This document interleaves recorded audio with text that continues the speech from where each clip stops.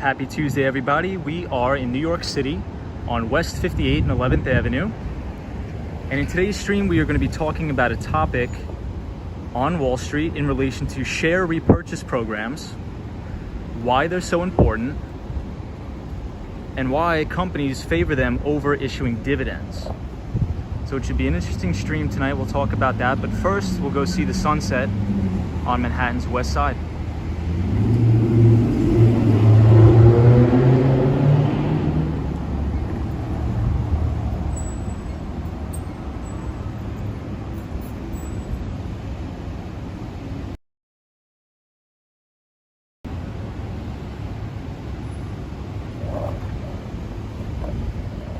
We're sitting outside the John Jay College of Criminal Justice, right here on 10th Avenue and 59th Street. And this is actually where I went to school. Hey, Phil Mission's here. What's up, Phil Mission?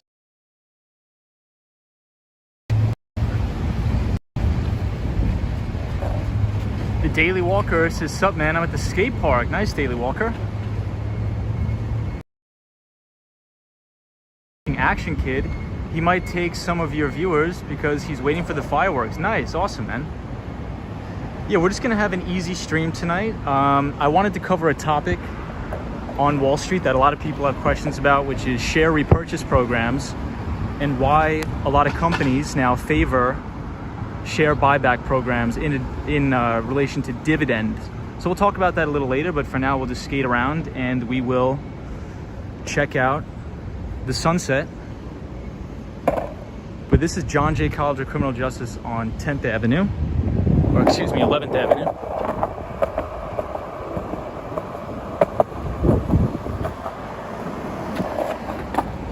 Right here. So I used to go to school right here, right in here. Soho guy says, yo Tom, it's cool you talk finance. Thank you, Soho, appreciate that. Yeah, we'll cover that today. I have a pretty interesting article that I programmed the bot to give everybody. So it's about stock buybacks in relation to dividends and why companies favor stock buybacks over dividends.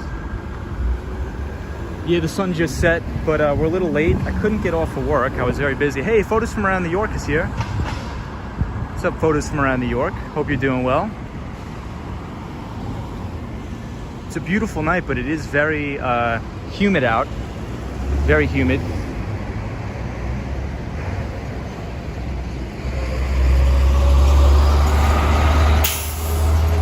Hope everybody had a good Tuesday today.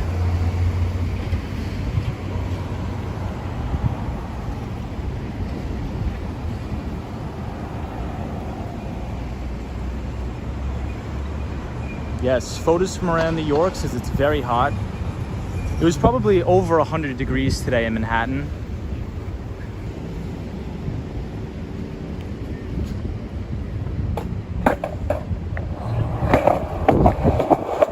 I think we could still catch the tail end of the sunset.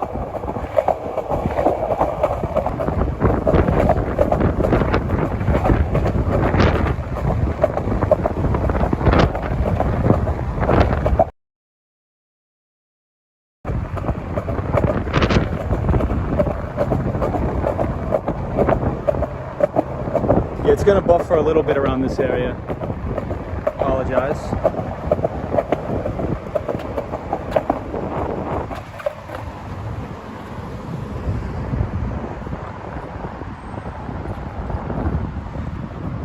Hey Lady Orleans, we are on the west side of Manhattan.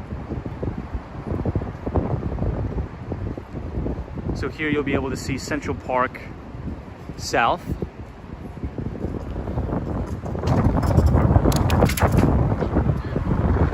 And it's another windy night here. But Lady Orleans, hope you had a good Tuesday. In America 3 is here. What's up in America 3? Excuse me. It's okay.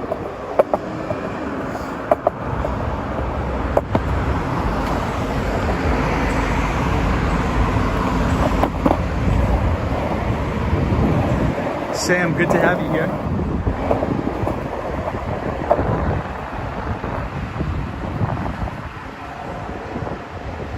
Yeah, so check out this building. It's a brand new condominium and apartment complex that sort of looks like a sailboat.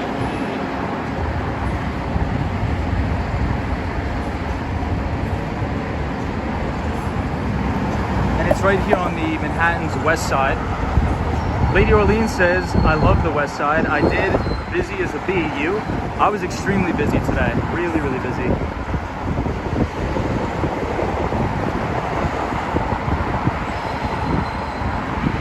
But at least we'll just be able to catch the tail end of the sunset, which is good.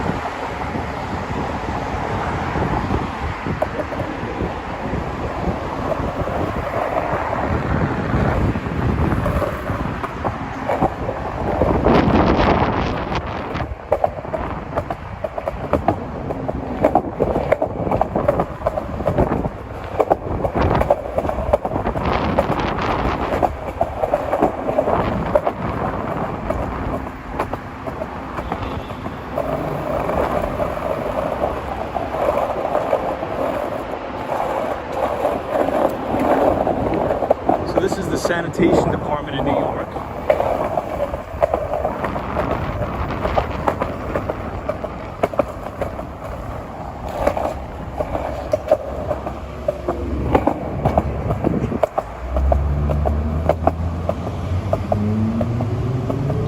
Yeah, photos from around New York says the building always gives me an optical illusion that it looks small.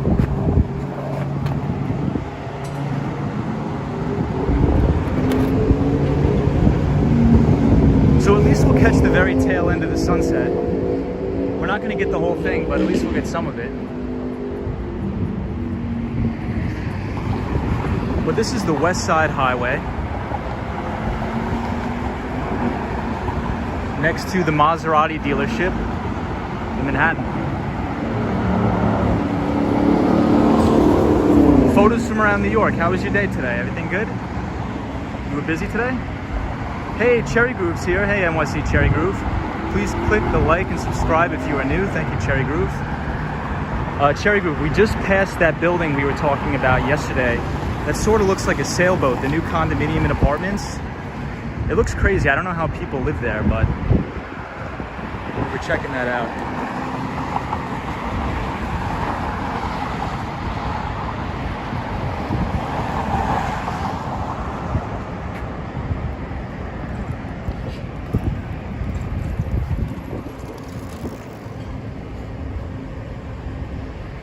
So I want to ride down to Battery Park.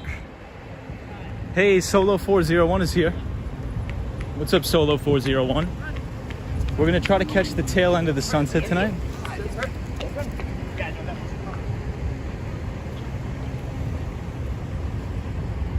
And then maybe we'll skate down to Battery Park.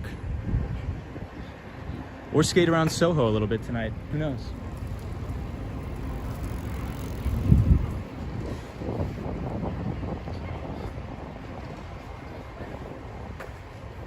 But it looks like we're just getting the tail end of the sunset, so it looks really nice.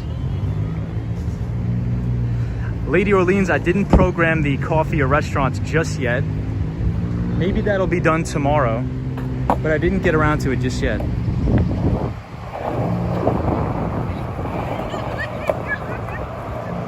It should be done tomorrow. I'm compiling a couple more things.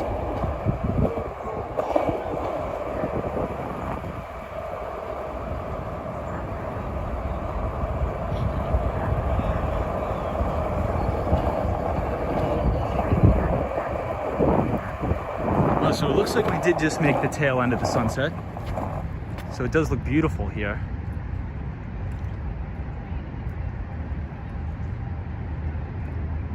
Photos from around New York says busy, busy as always. Well, busy as...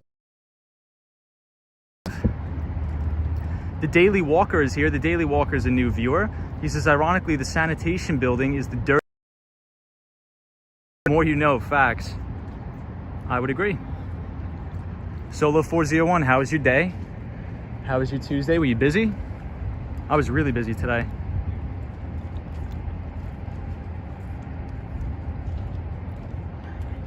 Yes, NYC Cherry Groove. The sound of those sounds like bone Swiss bearings. This is the Daily Walker. Chi is here. Chi BAI. This is nice sunset. Good one, dude. Well, thank you for being here. I don't think I've seen you here on the stream before, so welcome. A tsunami, says NYC Cherry Group. But we're just catching the tail end of the sunset, so that's good. But it's a beautiful, beautiful park here. This is the building that sort of looks like a sailboat. Solo401 says, I work for a hotel, brother. I'm always busy. Well, that's good. I mean, now that the pandemic is dying down, you guys should be really busy. It's good to see things coming back to life. If you notice, not a lot of people are wearing masks because in the city, we're at over 70% vaccination rate, which is great.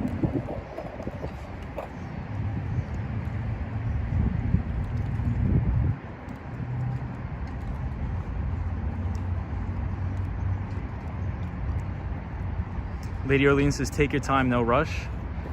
Yeah, I should be able to program the bot by tomorrow. And we'll have all the suggested coffee shops, all the suggested restaurants. Solo401 says, we've been at full capacity since January. Wow. That's great. The Daily Walker says, Lady Orleans, I'm driving to New York City Friday. Been a year since I've been there. Daily Walker, well, welcome to New York. We're happy to have you here. You're gonna have a great time. This weekend is gonna be crazy in New York for the 4th of July. So the Daily Walker, I'm sure you're gonna have a great time. Felix is in the house. Hey, good afternoon from Lima, Peru. Felix is joining us from. Photos from around New York says, I will enjoy eating indoors this winter. I know. But photos from around New York, they didn't do a bad job of the outdoor dining during the pandemic, during the winter. I don't think they did a bad job, but it wasn't ideal. Definitely wasn't ideal.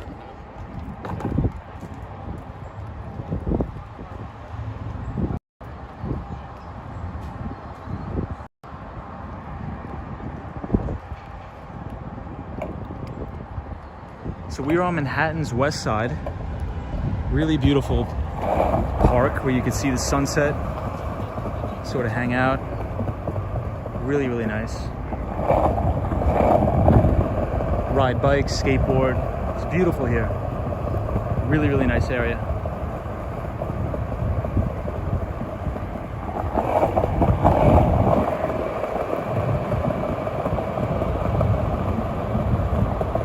This is a big bottle. I think it's supposed to be what?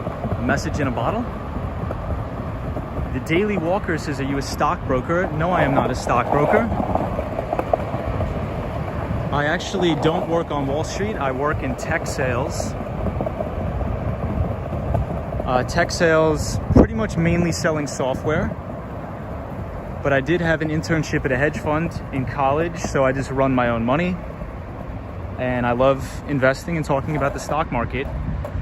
But a little bit later in the stream, I wanted to cover a topic, and I'll have the Nightbot drop the link, as to why companies all across the United States favor returning value to their shareholders in the form of stock buybacks as opposed to dividends. Now, before the 1990s, the majority of the S&P 500 companies would return value to shareholders via dividends. But now, more S&P 500 companies actually return more value to their shareholders via stock buyback programs. So we'll talk about that a little bit. And I have some cool articles that the Nightbot could drop that'll really help everybody out. Oh, Cherry Grove, here we are. So we're at Hudson River Park. This is the building we were talking about last night.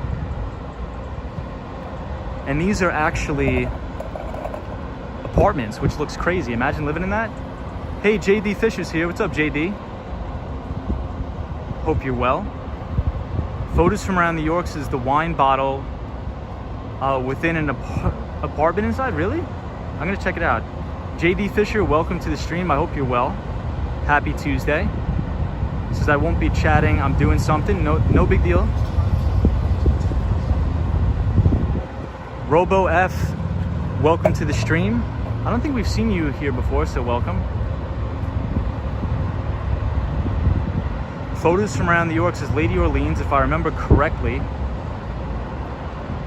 It's set up like an apartment on the inside. It's a permanent art installation. It's been there since the 2000s. Wow. I know it says live here. They're probably begging for people to live there. Looks like Luxor in Vegas. I always miss the main part of the sunset because I'm always working, but I think this looks pretty nice. We're just here at the tail end of the sunset.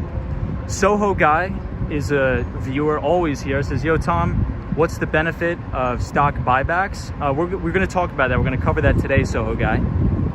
And maybe Soho will take a skateboard around Soho tonight. Film Mission, always good to have you here. Reels, what's up, Reels?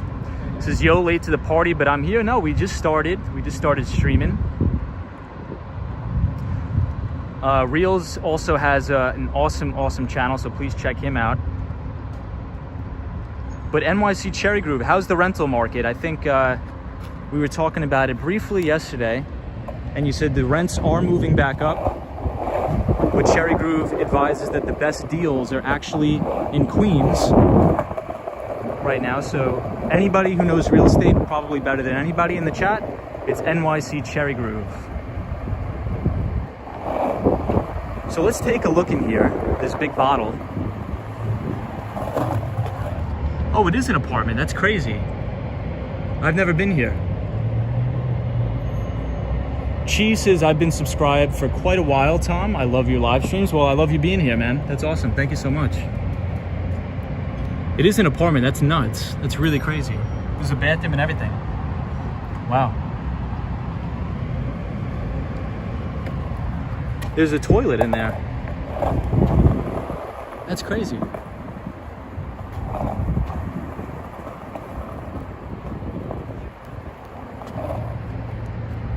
So it says private passage is an interpretation of an interior stateroom from the ocean liner Queen Mary.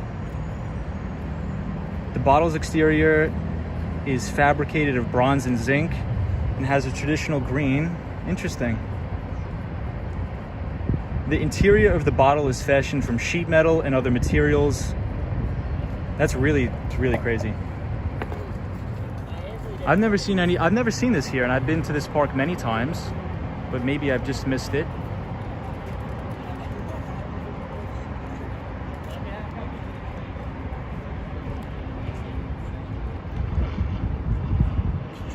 We're at Hudson River Park with a great view, beautiful view. Maybe we'll skateboard all the way down to Battery Park today. We'll have to see.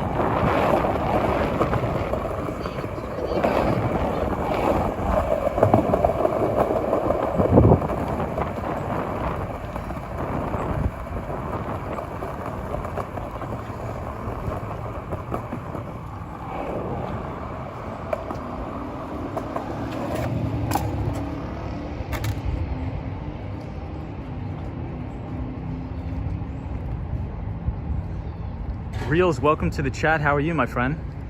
Hope everything's going good.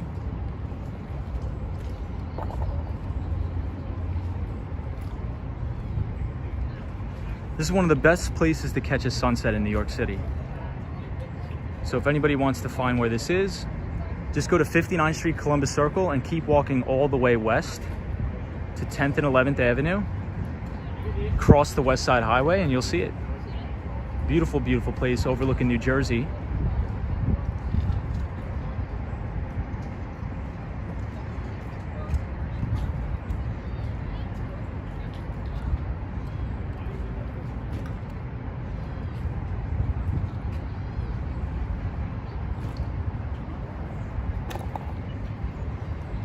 All right, so we'll head out a little bit. We'll continue downtown. If you look over here, you can see 432 Park Avenue, as well as Central Park Tower. Real says, I'm good, bro. Feeling great again. Tomorrow I'll be streaming. Awesome. Chi says, Tom, what's the name of this place? I believe it's called Hudson River Park, and it's right here on 59th Street. And I think you could say probably 11th Avenue. You have to just cross the highway. Yeah, so Reels, you got your second vaccine, your second shot. and it knocked you out, right? I'm surprised the effects of the second shot last that long.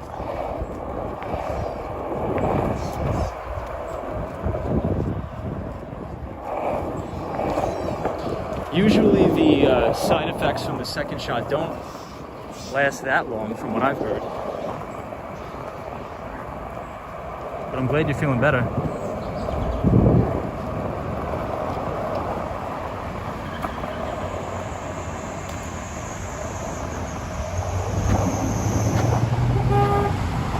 All right, so we're right here at 12th Avenue at the Maserati dealership.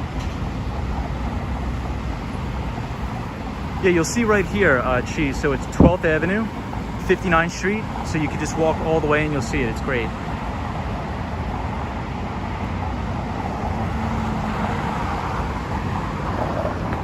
But Solo 401 works at a hotel. I did not know that. I'm glad the hospitality is getting back to normal. It's a very good, it's a positive.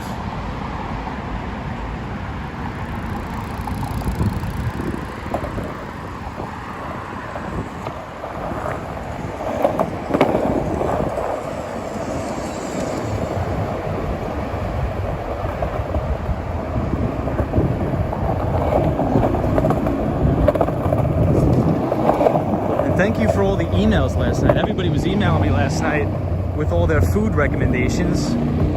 Last night on the stream, we had probably a 2-hour-long conversation about the best food in New York City. So it was pretty fun.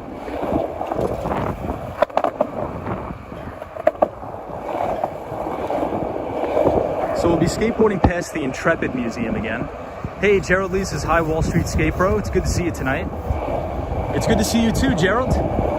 Gerald is a consistent viewer of the stream. We always like talking to Gerald. Gerald Lee, hope you had a good Tuesday. NYC Cherry Goose says, hey Tom, do you drive at all? I try not to drive Cherry Groove, mainly just because it's such a pain. I'd rather skateboard around, or I mean, even now I don't really take public transportation. I would much rather just skateboard instead of drive. You go on. You go. Yeah, no problem.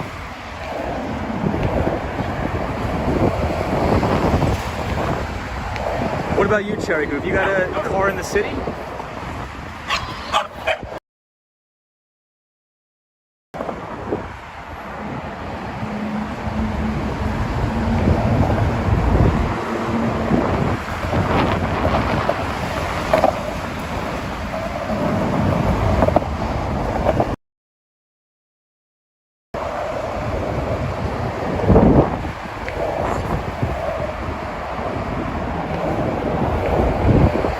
So we're on the Hudson River bike path, headed downtown.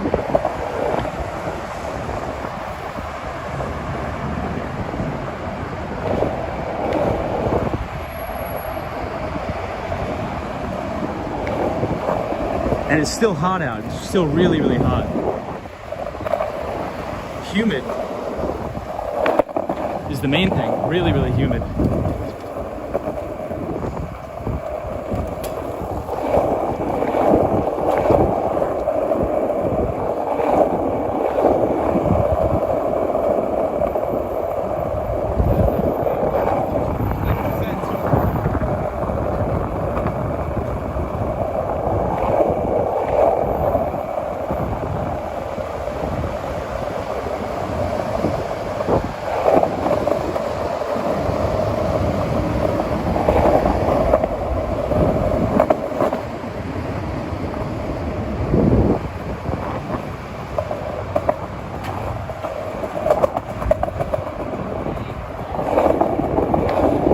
Intrepid again.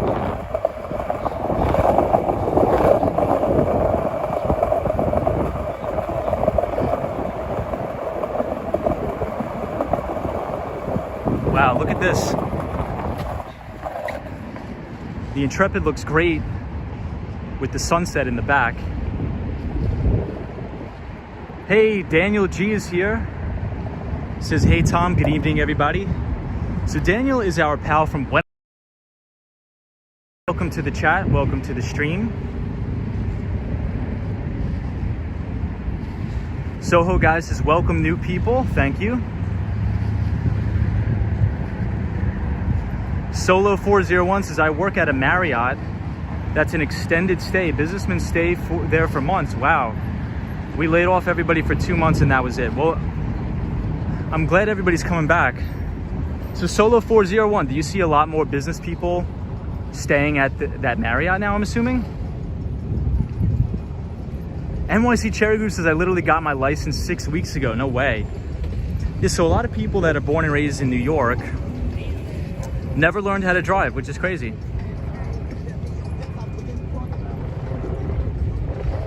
That's really crazy. My wife has a car, she needs it for upstate. Got it. Yeah, if you're gonna drive to upstate New York, what is that, like Poughkeepsie, Yonkers, Ossining or Ossining? Lady Orleans says, please grind over to that like button. Thank you, Lady O. Gerald Lee says, I try to be consistent watching your live streams. If I miss out, I just watch the replay. Thank you, Gerald. Appreciate it. Love having Gerald Lee on the stream. The Daily Walker says, your skateboard sounds like the subway. Yeah, especially when I'm going over like very coarse concrete. That's the only thing I don't like about New York City, is a lot of the bike paths and the roads are terrible for skating. So the Intrepid is a museum. So if anybody wants to come here, you can just Google Intrepid Museum. It's a very notable and big tourist attraction here in New York City.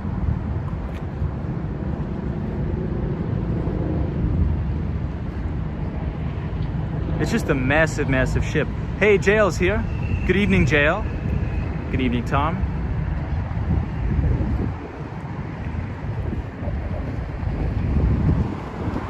And we're here on Manhattan's west side, all the way on the West Side Highway. Solo 401 says, yes, we're at full capacity. A lot are from New York, Florida. One company has 50 rooms for the foreseeable future. Wow, that's great.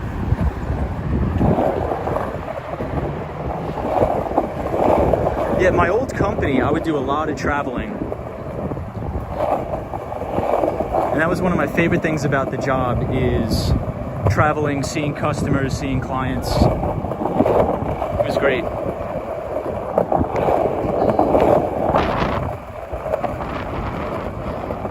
So this is Pier 84.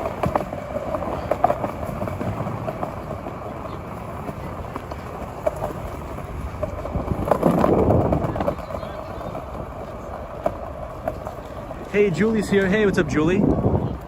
Says, hey, what's up? Happy Tuesday. Happy Tuesday evening. Thank you for joining. Sam says, is that the COVID hospital they sent? The ship, no, it's not. So that was only here for, I think, about 2 weeks, and they sent it back. And New York City actually never used that COVID ship hospital. Maybe only a handful of people were treated there, but nobody ever needed it. I mean, thank God. Yeah, Daniel G says, nice sunset.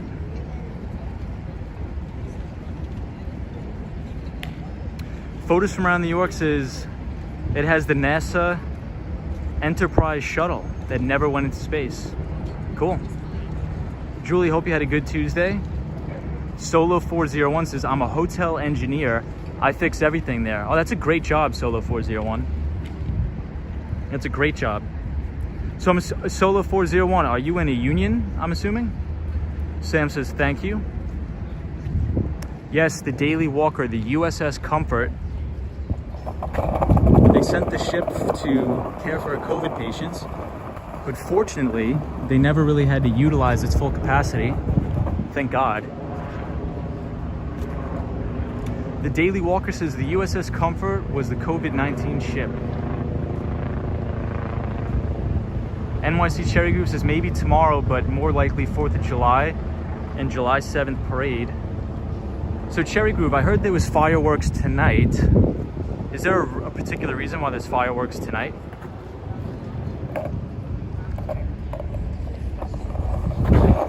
Or are they just blowing them off all week?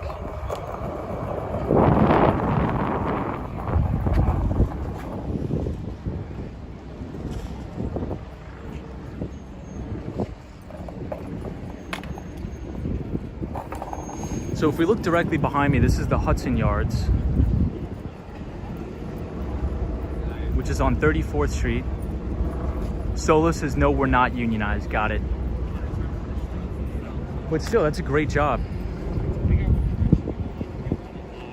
And you could actually see Central Park Tower and 220 Central Park South from here.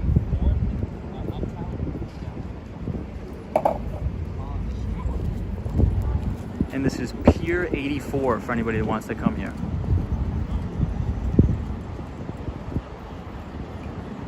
And Sam, I believe, is from Toronto, Canada.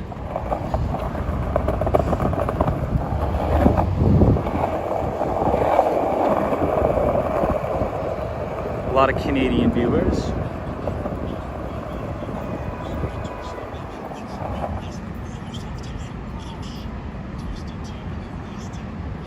Yeah, JL says, love the karaoke parking lot show. I love that too, man.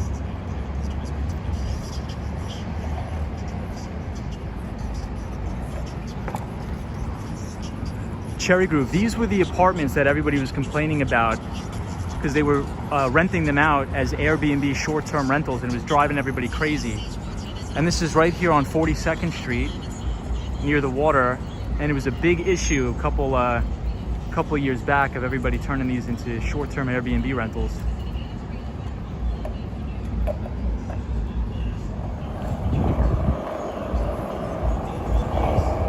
Crazy how people do that. I mean, I could see if you owned a house, like you could turn your house into an Airbnb, but an apartment complex, it's really crazy. There's a ton of limos here, look at them all.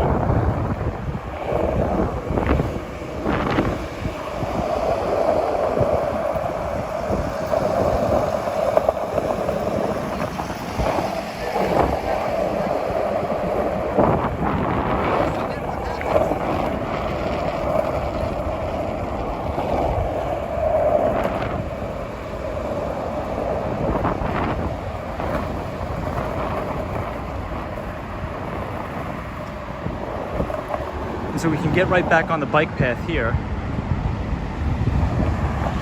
Cherry Grove says you've been in those buildings. What do you think? Did you hear about that, Cherry Grove? They were turning them all into the short-term rentals too.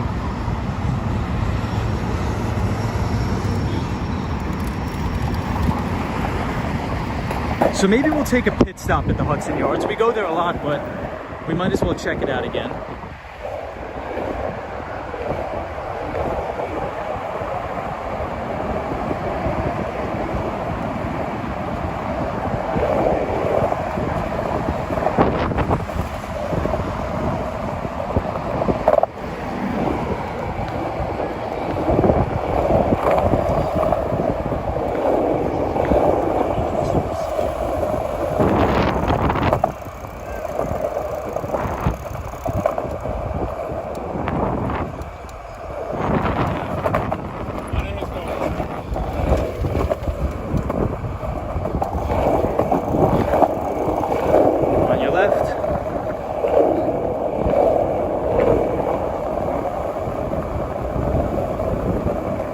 And it is windy here on Manhattan's west side. Crazy wind.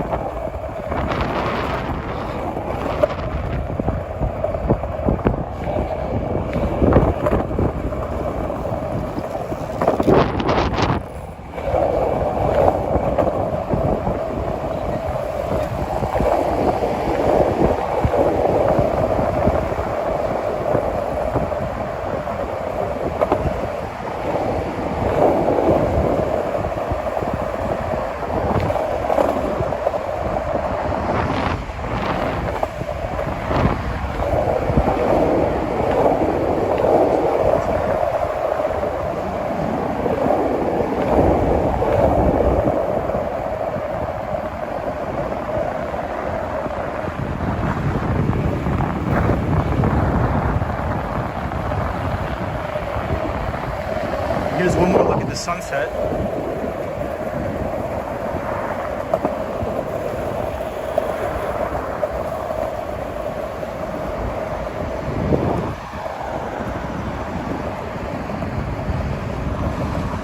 Here we are, 34th Street.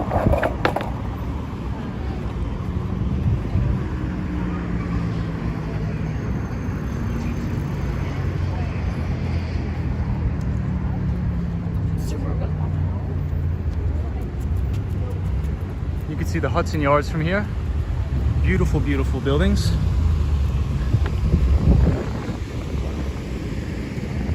We made it just in time.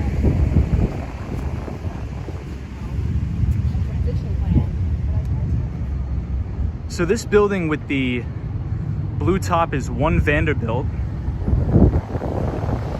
And that is near Grand Central Station. But all of these buildings here are the brand new Hudson Yards.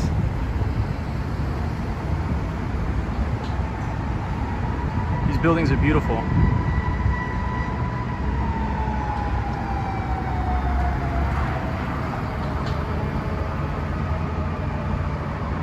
Soho guy says, I'm gonna make it a mission to live in Hudson Yards someday. Do it, man, you'll do it. Make it a second or third home.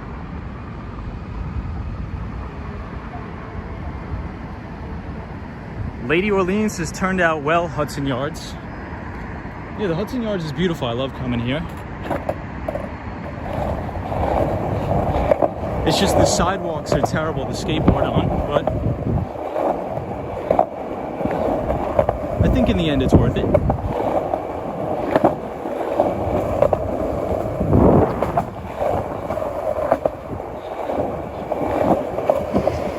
I think if I could live anywhere in New York, I think it would be in the new Central Park Tower.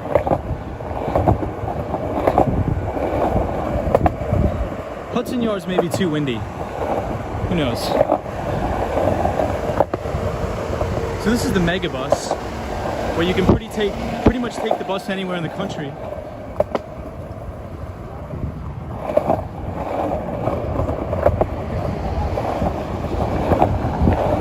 But I hate the Megabus.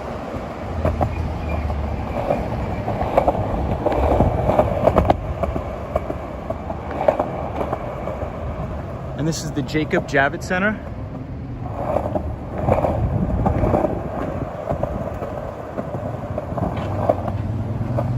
The brand new Jacob Javits Center, brand new remodeled.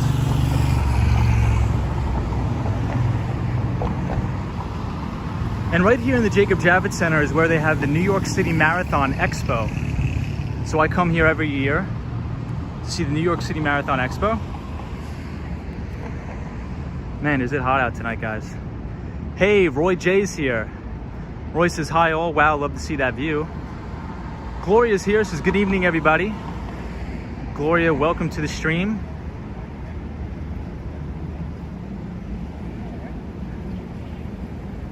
Soho guy has a nice quote that says, the best way to make $1 billion is to help 1 billion people. Cool, man. That's a pretty nice quote.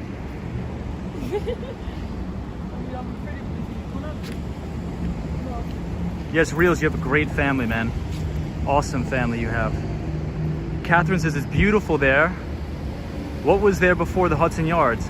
So before the Hudson Yards, it was always the Hudson Yards, but it was just a big Long Island Railroad and MTA train facility. Yeah, Reels says the views are amazing. Sam says I use that to go to Montreal. Nice.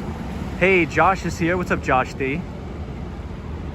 Welcome. So we just skateboarded, we were checking out the sunset, and now we are at the Hudson Yards. We'll check out the vessel, and then perhaps we'll skateboard down to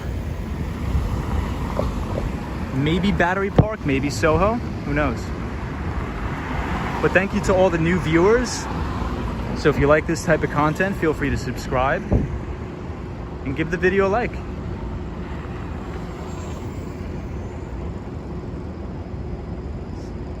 Soho guy says Peter Diamandis is the founder of X Prize. Sam says, Tom, have you ever been to Toronto? I've been once, Sam, when I was a little kid, but I don't really remember it that much. The only thing I remember is going to a Toronto Blue Jays game, and the ceiling of the stadium would open and close, and it was awesome. And I think I also visited the CN Tower, I think it's called. The CN Tower, and we went up. But that was many, many moons ago, man. I gotta get back to Toronto. I gotta get back to Canada in general.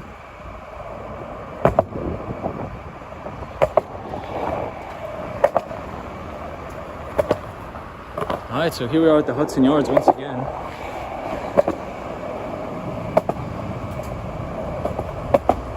Where does Jay-Z and Beyonce live? I don't remember. I remember they had a place in the time.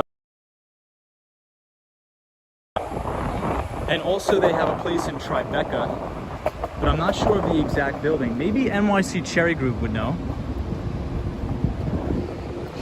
But this is the vessel here.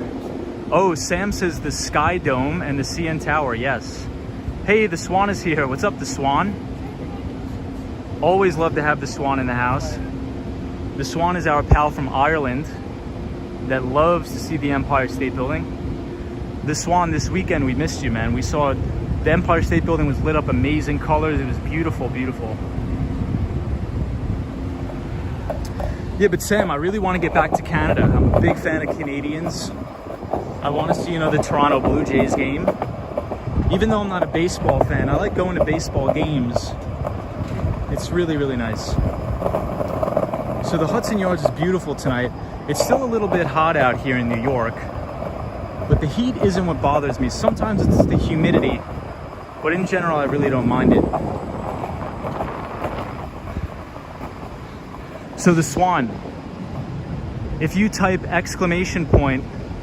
Swan in the chat, the Nightbot will do something special. The ABX girl says, hi, new here. Well, welcome to the stream, ABX girl. We skateboard around the city. We just saw an amazing sunset tonight from Hudson River Park, and now we're skateboarding the Hudson Yards. We'll check out the vessel, and maybe we'll go to Soho. Who knows?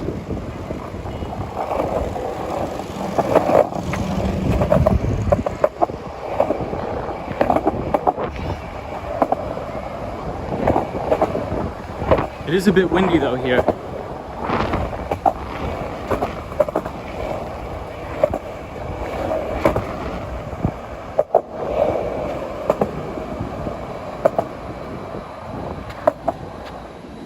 Alright, and here we are once again at the vessel.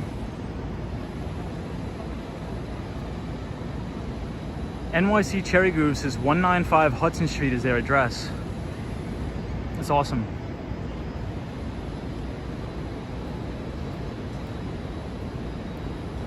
Wow. So this is the vessel at the new Hudson Yards. Photos from around New York says Mets or Yankees. Yankees all day, every day. Josh D says, yeah, Tribeca is the area. I couldn't remember. But the ABX girl, welcome to the stream. We're happy to have you here. Sam says Blue Jays are in Buffalo right now. I would love to see them again.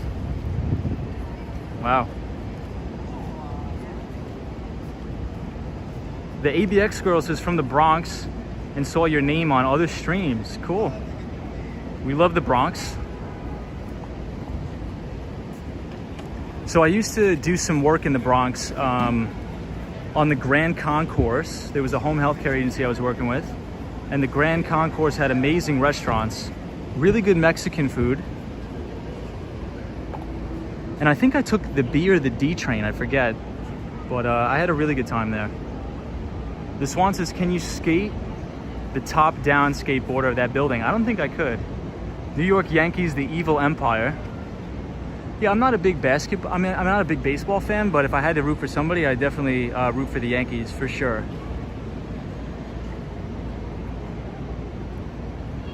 So yeah, the Swan, if you just type ! Swan in the chat, you'll be able to see some cool stuff.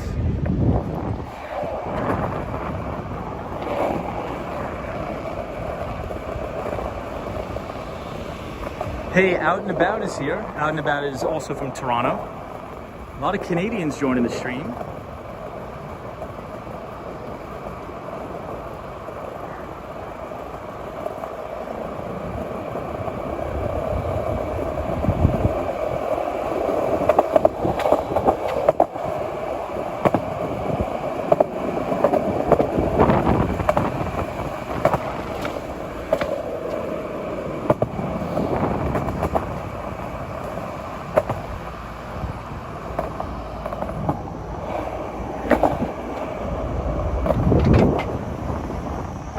And this is the backside of the Hudson Yards. And there we go, the Swan. So that is the Swan Nightbot. If you type !Swan in the chat, you'll see Empire State Building equals signpost equals know where you are. Sam says USA and Canada were brothers. Absolutely. July 1st, Canada Day. Love Canada Day. And July 4th is Independence Day. So awesome.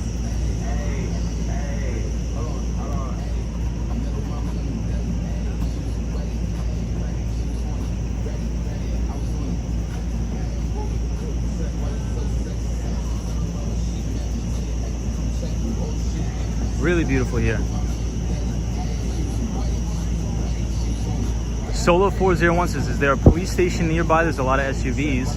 I don't think so. Choo Choo Lady J is here. It says, good evening, Tom and everybody. How is everybody doing tonight? We're doing really good. We just saw a beautiful sunset. And now we're skateboarding around the Hudson Yards. And the Swan is here, finally. So the Swan saw his little bot that I programmed. So every time we see the Empire State Building, if everybody just drops an !Swan in the chat, we'll be able to know that the Empire State Building is a signpost. Beautiful.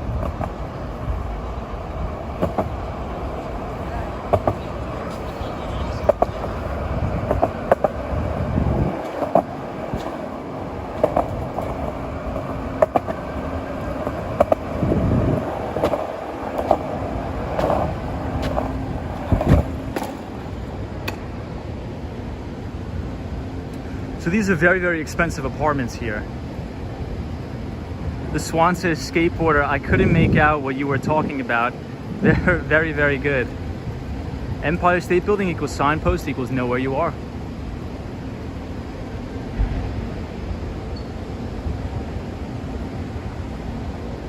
The Swan, what do you think of the buildings here at the Hudson Yards? And it looks like somebody's actually having a party in this apartment right here.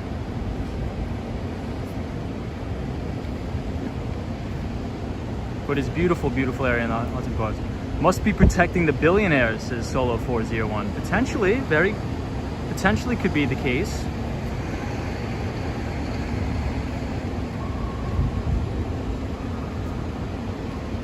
Equinox Hotel. So I think the Equinox is a gym, but I think this is like very, very expensive residences as well as a hotel. If anybody ever goes up to the vessel on the very top, you can see the swimming pool on one of the top floors of this hotel. I know, Solo 401 says party and they didn't even invite us. What a shame. So one of the things that I wanted to, I was reading a very interesting article and a very interesting piece because I cover a lot of companies, and a lot of companies issue stock buybacks, so share repurchase programs.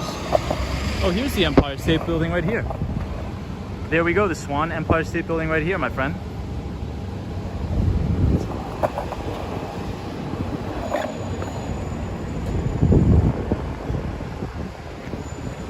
So a lot of the companies, hey, Zap Allen is here. What's up, Zap Allen? Wasn't sure your show would be on tonight. Well, appreciate you being here, Zap Allen. We just saw an amazing, amazing sunset from Hudson River Park, and now we are at the Hudson Yards. But I was doing some research, and there's a very interesting concept on Wall Street that I wanted to point out to everybody, and that is the topic of share buybacks as opposed to dividends. So traditionally, companies will issue a dividend in order to return value to shareholders.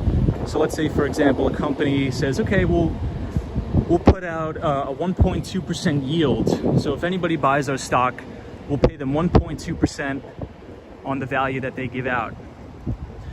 But what they do now is something that's called a share repurchase program. So instead of issuing dividends to shareholders, what they'll do is they'll launch massive stock buyback programs where the company takes cash that's not being used on their balance sheet and uses it to buy back their own stock. And what this does is, the reason why they'd start doing this as opposed to dividends is because they want to defer taxes. So every time a company pays out an investor or an institution or even just a regular person that owns stock, every time they pay out a dividend, you have to pay taxes on that dividend because dividends are income.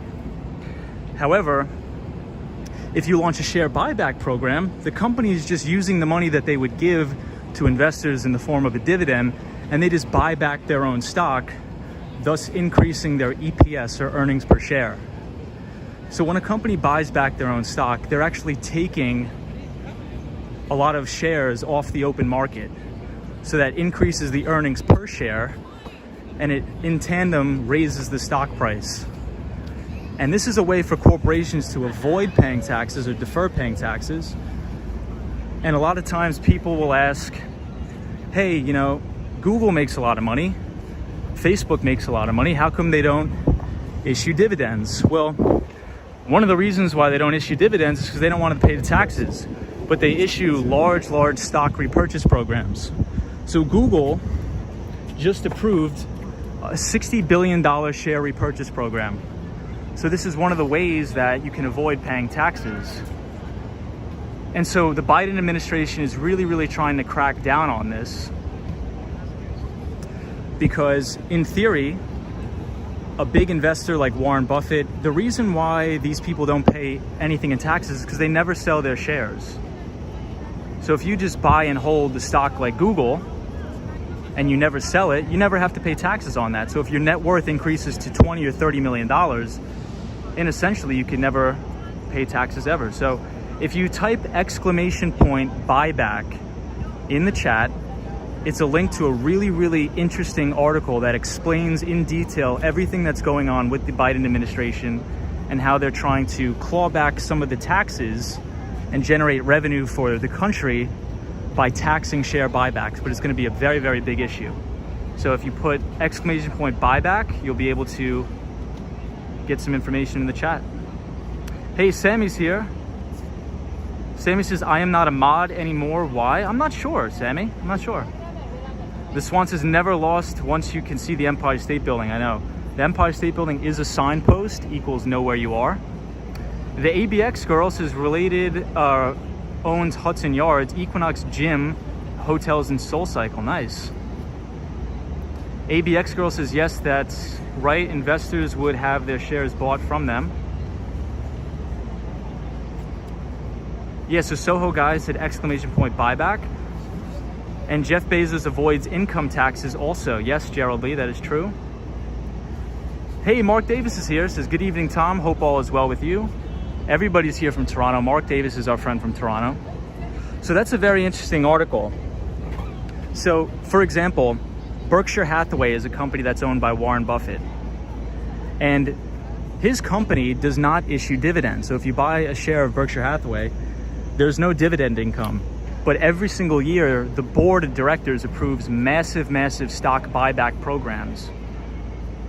So it's one way that these investors avoid paying taxes, and it also, in a sense, helps out shareholders from paying taxes as well. And you also get the same value returned because institutions look to buy stocks that have earnings, and there's a metric that's called EPS, or earnings per share. So if you have a lot of shares on the open market, and say I'm Apple and I launch a $90 billion share repurchase program, Apple will just buy back its own stock, thus limiting the amount of shares that are on the open market and boosting the earnings per share.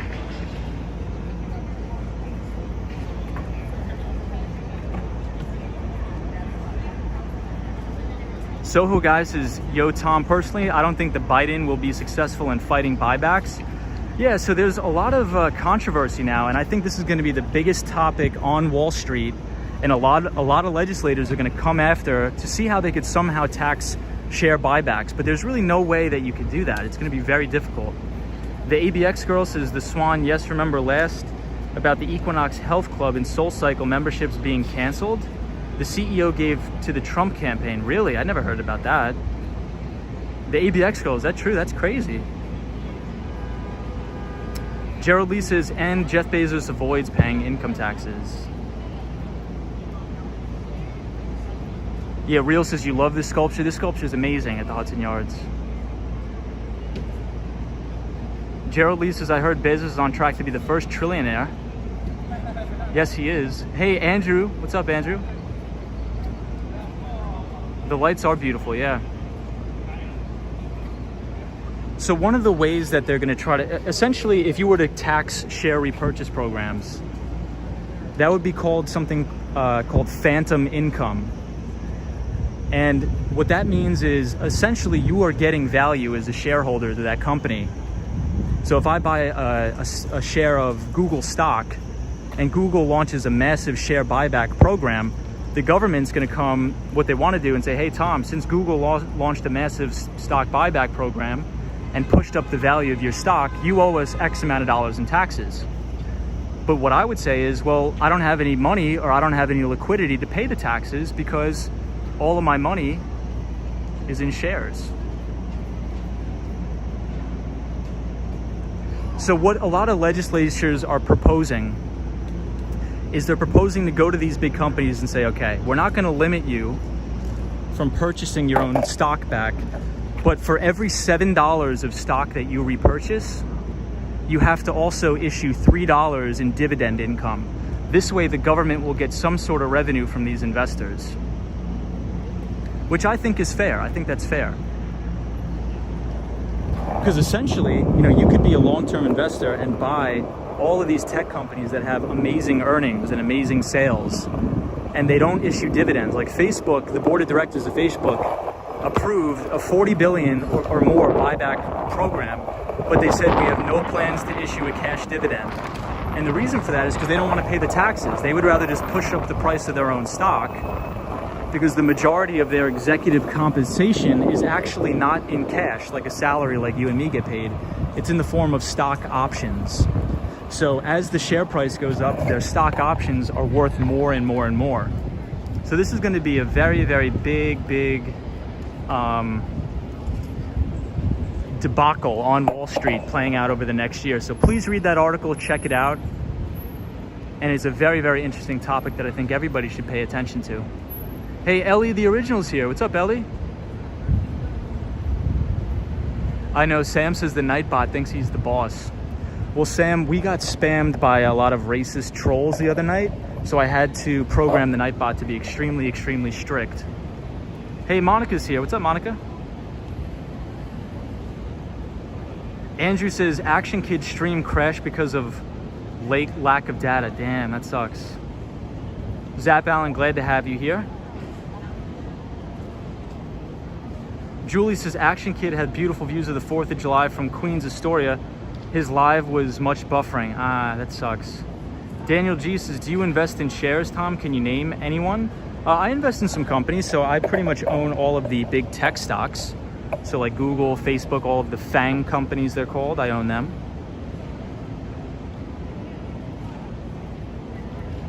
But Ellie the Original, welcome to the stream. I hope you're having a great one. Yes, NYC Cherry Groove says Andrew's surfing video is sick. So if anybody in the chat wants to check that out, Andrew is our moderator, but he also makes surfing videos. Ellie the Original, welcome. Zap Allen says, I thought Sam Walton, Mr. Walmart, was going to be the first trillionaire and probably would have been if he had lived. I think it'll probably be Jeff Bezos or Elon Musk. Catherine says, interesting, I'll definitely check out the article. Yeah, Catherine, definitely check it out. So if you put !buyback in the chat, it'll give everything in detail. And one of the reasons why I wanted to highlight this is because whenever I'm formulating an investment thesis, one of the things that I want to look for is if big institutional investors are also buying the stock. That's why I don't get involved in penny stocks. There's a lot of misinformation out there that says everybody should, buy these penny stocks or this Doji coin or all this crazy stuff. But there's no buyers. There's no real money that's buying that. You want to make sure that all of the big boys on Wall Street, like the BlackRocks, the Blackstones, the big hedge funds on Wall Street, the big investment banks are buying the stock. So, for example, if I'm going to buy a company, I want to make sure they have good earnings and good sales. And I also want to make sure I'm listening in on the earnings report, because the CFO of the company could say, hey, everybody, we had a really good quarter. We beat on our top and our bottom line. We increased our earnings per sales 25% more than we thought. We also increased our revenue 60% more than we thought. So what we're gonna do is we're gonna issue a share repurchase program to take the extra cash that's on our balance sheet to be used to buy back our own stock, because we think the stock is going to be worth significantly more in the future. So this also sends very positive news to investors that say, wow, if Apple thinks that they're going to sell 20,000 more iPhones or whatever, just an example, I should probably buy the stock too if their own company's buying the stock. But the problem comes with the government wants its taxes. So they would rather have companies issue value to their shareholders in the form of dividends, because dividends are income and that can be taxed. So it's going to be a big mess, I think, this year. Hey, Joe Hernandez is here. What's up, Joe? Gerald Lee says there are no Walmarts in New York City. No, they're not. Mayor Bloomberg, when we had Mayor Bloomberg, they banned them, which I think is good to ban Walmarts, because it drives out a lot of the smaller bodegas in the city. Hey, Dan Russell's here. What's up, Dan? Love having Dan here. Anonymous is here. He says, hi, Tom, cannot stay. Nightbot gets me again. Yeah, I had to program Nightbot to be really strict. Hey, Brooklyn Brothers is here. Hello, Brooklyn Brothers. Action Kid's stream went down. I think he was having over 2,000 people. That's awesome. That's awesome. Josh D says, do you have Tesla stock? I do not. Monica says it's so hot in Sweden. Hey, Sierra friend is here. Says, hey, Tom, hope you're having a great night. Sierra, I hope you're having a great night too. I hope everybody's having a great night. And if you guys like this sort of content, please feel free to subscribe. Solo401 says, I worked at Walmart 20 years ago. At that time, if there were a country, they would have been the 4th richest country in the world. A family of 4 controlled all Walmart. That's nuts. Yeah, the Walton family is one of the richest families on earth.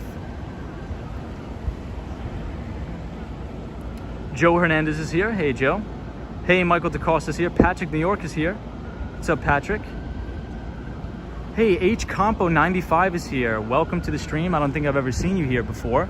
So welcome. He says, what brokerage account do you have? I use Interactive Brokers. H Compo 95, Interactive Brokers.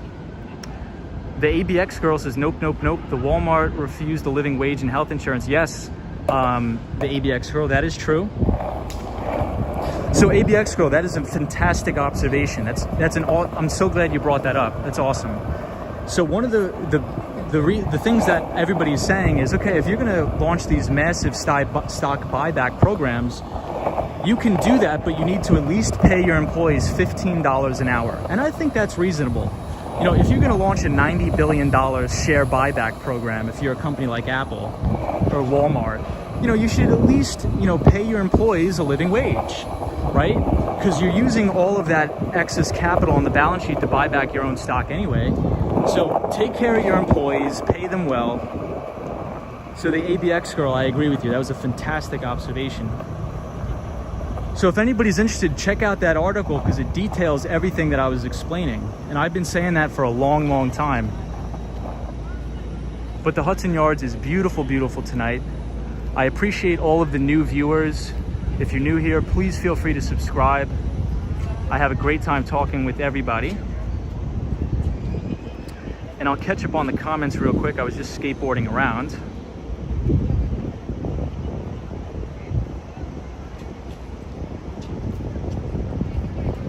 Real says, didn't know that about Walmart. I'd rather have a bodega on every corner. I would too.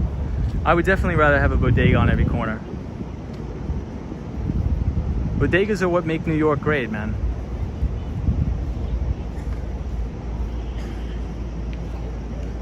But H Compo 95, welcome to the stream. Soho guy says, yo Tom, wouldn't it be cool if the government was fully automated so tax could be reduced?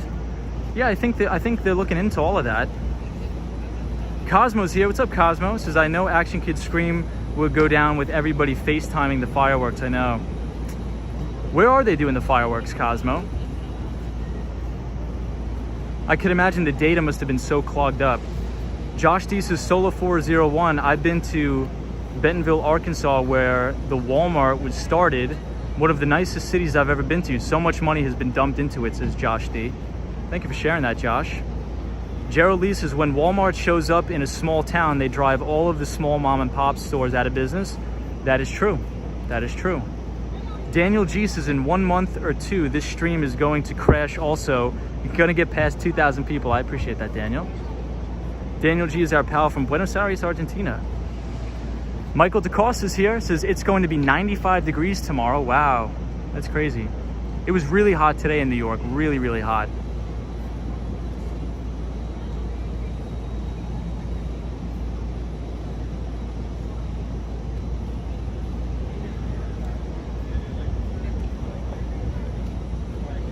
The Swan says, Andrew Calhoun, just on the point, sometimes I send emails to companies and they reply with both my name and icon too.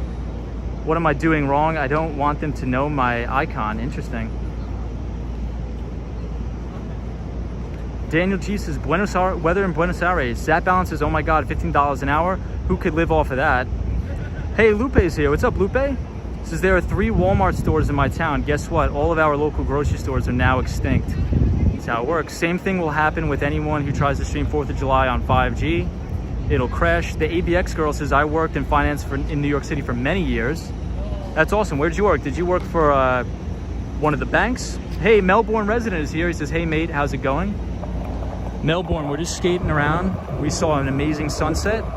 And now we are talking about the controversy of stock buyback programs in relation to dividends. And why all of these big tech companies, I get the question all the time, you know, how come these big tech companies don't issue a dividend? Yes, Apple and Microsoft do have a dividend, but I bet if they went public around this time, they wouldn't issue any money in dividends. So if you think about a Facebook or a Google or a CrowdStrike or any of these big software as a service companies or Salesforce, none of them have a dividend.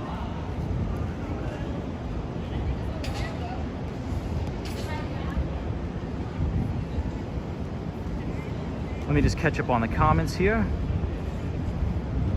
Roy J says, the number of viewers isn't what causes the crash, it's the congestion of the mobile network. Yes, that is true.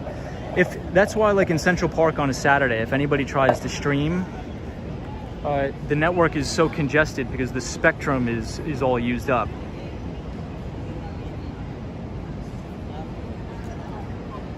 Amazon giving Walmart a run for their money, says Lady Orleans. Zap Balance says, Amazon is taking over small businesses and people worried about what Walmart would do. Yeah. Patrick New York says, Tom, what do you think about the Didi IPO hitting the market tomorrow? Chinese company like Uber. I don't buy new IPOs, Patrick, but I do think it's a good company and it's on my watch list. But the reason why I don't buy new IPOs because the statistics show, one of my friends that works on Wall Street, Kathy Donnelly, she has a fantastic book that just came out. Everybody should check it out. It's called The Life Cycle of the Trade. Kathy Donnelly and Eve Bobach, these are 2 powerhouse women on Wall Street. They came out with a phenomenal book, and they essentially did a study of all IPOs that have ever been done. And 90% of new IPOs undercut their IPO price within 90 days. Because there's something that's called an institutional due diligence phase. So these big mutual funds and pension funds on Wall Street are not going to buy a company that just goes public in most cases, or at least they won't commit a lot of capital to it because they want to make sure that at least 5 to 6 earnings reports roll through where the companies can post good positive earnings, and they're also looking for the management teams of these companies to produce good forward guidance. So they want to make sure that the company is healthy and that the outlook looks good before they commit any sort of real capital to it. But I am watching that, Patrick New York. Didi is a good one to watch. Tom, do you like Michael Bloomberg more than de Blasio? Oh, for sure. Anybody's better than de Blasio. I think this new mayor is going to be better than de Blasio, and I don't even know who the new mayor is. Ellie the Original says, the stocks are so confusing to me. Hey, it's just little by little. Ellie, I would start off by reading the book called Common Sense Investing by Jack Bogle. I would definitely start off by reading that book.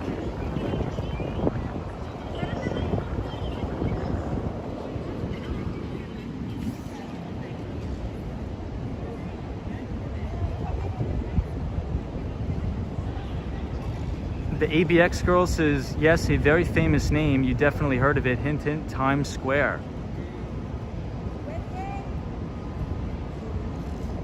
Nice. I think Ernst & Young is in Times Square. I think they have an office. Photos from around New York says, do you think the US will be successful in getting large companies to pay their taxes? Thoughts on tax havens like the Caribbean or Ireland?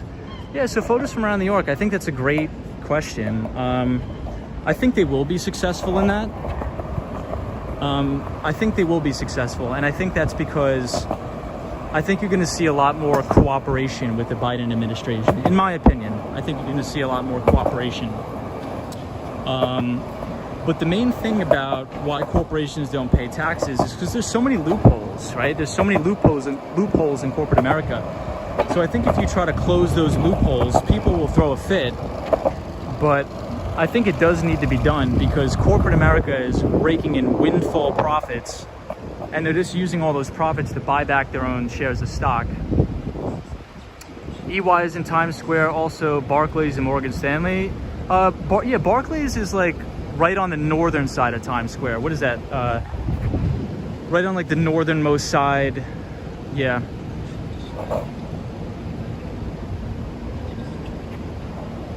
That's awesome.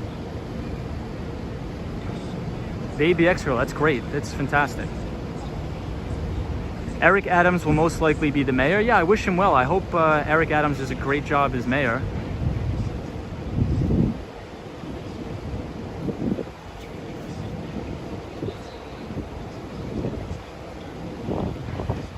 Lady Orleans says, are those shops open?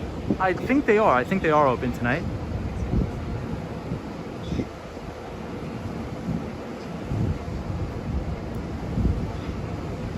Roy J says, may I ask what that structure is? The structure is the vessel at the Hudson Yards. Ski Mask, the Slump God, what's going on? Dang, New York. I visit New York too. I'm in Yonkers, love Yonkers in upstate New York. Monica's here from Sweden, says, love that building, looks fascinating. Lupe, what's up?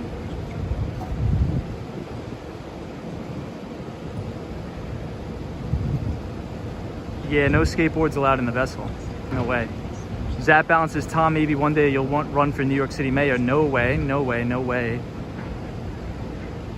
Hey, Michelle McGraw. What's going on, Michelle McGraw? Yes, the book is called Common Sense Investing by Jack Bogle.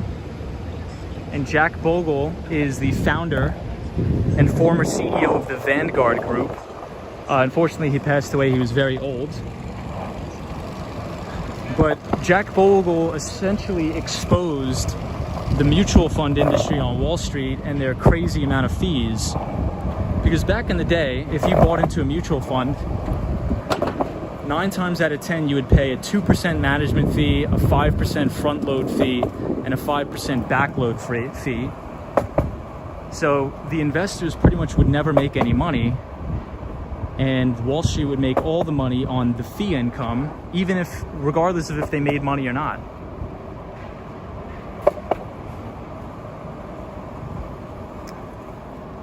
So the Swan, this is a beautiful view at times of the Empire State Building. Lupe says, I have some investment advice. If you are friends with an artist, invest in one of their works. Lupe, that's a great idea. Out and About says, the vessel structure and visitor attraction built as part of the Hudson Yards redevelopment project in New York City. Dan Russell says, for sure, the rich and companies take advantage of loopholes. If the average Joe had access to the same accountants and financial advisors, they could also pay less taxes. I agree with that. That's why you have to take it into your own hands to really, really understand what the big players are doing. And that's why I wanted to bring that topic up today about share buybacks. Because if you can look to only invest into the companies with explosive earnings growth and explosive revenue growth that are launching massive share buyback programs, you could ride right along the coattails of Wall Street.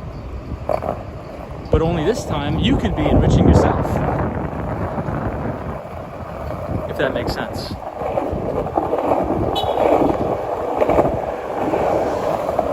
Because if you buy Google stock and Google never pays a dividend and Google continues to grow its earnings for the next 20 years, you will never pay a dime. You will never pay a dime in taxes if you don't sell it. And what you could do is you could just use it as collateral. So you could, go to a bank and say, hey, I have $1 million worth of Google stock in my brokerage account. Give me a loan against that collateral and just use my stock as collateral. That's what they all do.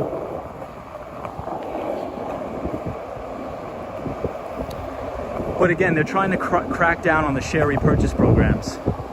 But that article by Investors Business Daily showcases the issue extremely, extremely well.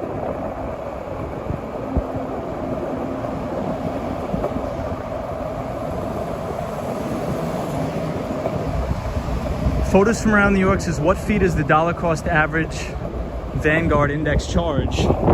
So they charge like a fraction of 1%. So a fraction of 0.5%.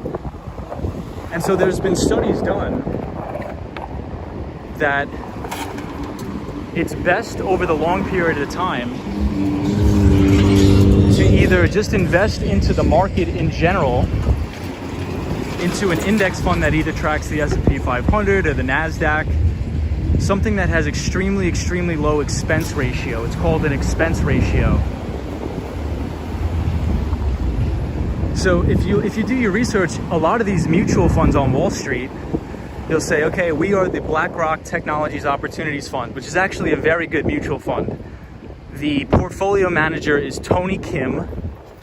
And he's outperformed the market over the course of the last 3 months. Over the last 3 years, 5 years, and 10 years. However, if you look into the inner workings of the fund, he charges you 2% a year to manage your money. So let's say if you're dollar cost averaging into that mutual fund, he's going to take 2% of your money every year for 60 years or over the course of your lifetime of your investment. Compound interest also works for you and against you. So what I would do, and I don't give financial advice, I can just tell you what I would suggest to anybody who wants to learn, is I would open an extremely, extremely, extremely low-cost index fund that tracks the S&P 500 and just dollar cost average into it every single month, a portion of your income. And while you're doing that, you can learn how to invest the proper way.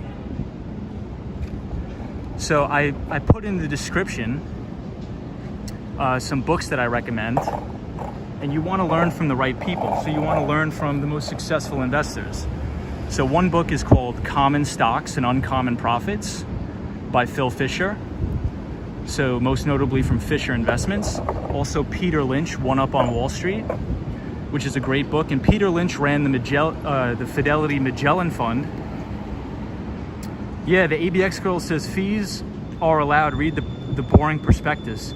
Yeah, so ABX girl, the fees are allowed. I'm not hating on the fees, but all I'm saying is that, a lot of these mutual funds charge the investors 2% fees, fee income. And that's how Wall Street makes the majority of their money, is on fee income. I'm not saying that's a bad thing. What I'm saying is there's been studies done that if you just dollar cost average into a lower cost index fund, the market tends to outperform the majority of portfolio managers on Wall Street. So if you're just getting started in investing, I would just educate yourself on how to, evaluate a company, how to do your financial modeling, how to do your discounted cash flow models. And what you could do is you can look at the prospectus and see what stocks the top mutual funds are buying. So for example, the BlackRock Technologies Opportunities Fund has outperformed the market over the last 3, 5, and 10 years. So what you could do is you could do your research on the fund manager, Tony Kim, and you can maybe even email him or send him a message on LinkedIn and ask him for coffee, right? Nobody's ever really thought of doing that. But if you put your ear to your ground, if you put your ear to the ground, you'd be surprised how many people would say yes. You'd be surprised. Yes, Patrick New York says Vanguard has low expense ratios and good mutual funds. Yeah, it's just about keeping the fees as low as possible. Keep the fees as low as possible. And you could study the best mutual funds. So if you find a mutual fund that has outperformed the market almost every year, it's public information. You know, you could see what they're holding, and you could research those stocks. Okay, why are they buying Google? Why are they buying Apple? And 9 times out of 10, you'll find that over time, stock prices follow earnings growth. So they're not buying penny stocks, they're not buying Dogecoin, they're not buying any of the junk. What they're doing is they're buying good companies that are gonna grow their earnings 25% plus year over year for the next 5 years. That's how institutional investors invest. And the ABX girl would know would know, right? She worked on Wall Street for many years. I'll catch up on the comments here, everybody. Hey, the Swan, what do you think about this view of the Empire State Building tonight? Good? Out and About says, vessel is a structure. Oh, I read that one. Loopy says, I have some investment advice. We read that one too. West Patterson, New Jersey, says JL. Lupe, let's hear it. Roy J says, that's good advice. Also invest in your children, says Roy. That's great advice. Yes, invest in your children, educate your children. Love that, Roy. Josh D says, yeah, I don't hold it against anybody for using loopholes. I just lost the comment. I would use them too if I had a billionaire. Yeah, if I was a billionaire. The ABX girls is especially with mutual funds. Yeah, the ABX girl is probably has the most expertise in this chat. ABX girl is our pal from the Bronx who has worked on Wall Street, so she has first-hand experience. Monica says, my dogs don't like the fireworks, they get scared. I should change my name to Loophole Lupe. I think so too. Yeah, Vanguard has the cheapest expense ratios.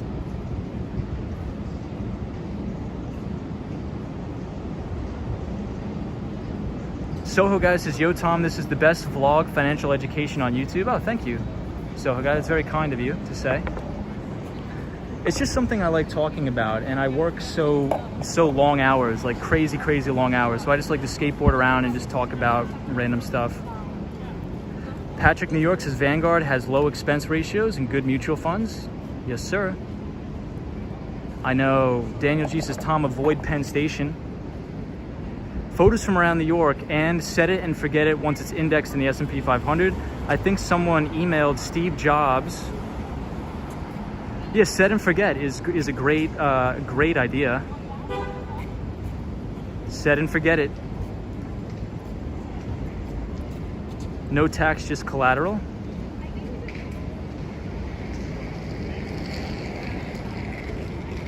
George H says, so this is the guy Action Kid said you could become rich if you followed his live streams. Oh, I appreciate that, George H. I love Action Kid. He's a great guy. Love his content, and I appreciate you being here, George.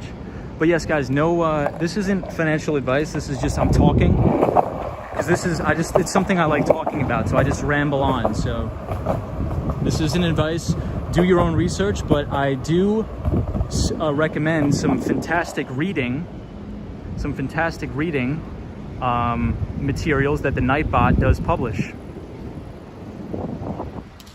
Photos from around New York, love the hate for Dogecoin. Love Dogecoin. Well, not really. It's not a good investment. It's crazy.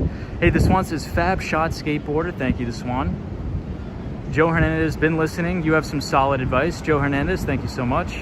Hey, JD, have a great night. Mustafa's here. Mustafa's our pal, is actually moving to New York City. Says, what do you think about risky options plays if you have low capital? I would stay away from the derivatives market, Mustafa. You'll lose all your money, especially if you don't know what you're doing. Josh D says, how long did you work on Wall Street? The ABX girl? I'd be interested to know that, but ABX girl, you don't have to answer that if you don't want to. Don't feel the need that you need to answer that if you don't want to, but I would be interested to know too. Tom works in tech sales and talks tech while this channel, that's funny. Yeah, so I don't work on Wall Street. I work in tech, but I had an internship at a hedge fund during college. but tech just interested me a little bit more. So I sell software as a service. Hey, Filler's here. This is Filler. What's up, man? We'll see you tomorrow. Glad you for coming here. Lupe is our pal. She's from Oklahoma. Says, did he say something racist? I don't know, man. I don't know. Tom, do you ever take any big risk plays or just play safe investments? So Josh, what I do is I take a portion of my income, and every single week I dollar cost average into a low cost index fund that tracks the S&P 500. And I've been doing that since I was 17, 18 years old. And then what I do is I also fund my taxable brokerage account with money that I let sit in cash. And when I find good investment opportunities, what I'll do is I'll buy those stocks with a large position. So I don't deal with the derivatives market. I don't trade options. That's not what I do. I just it's called being a size trader. So I read a lot of Investors Business Daily, so William J. O'Neill. So I trade a lot of size. So I just move. So let's say if Google posts a good earnings report and I think that they're going to grow their earnings at 25% over the next 5 to 10 years, what I'll do is I'll take a very big position in that company and I'll hold it for a long time. Whoa, that guy scared me. That was a guy.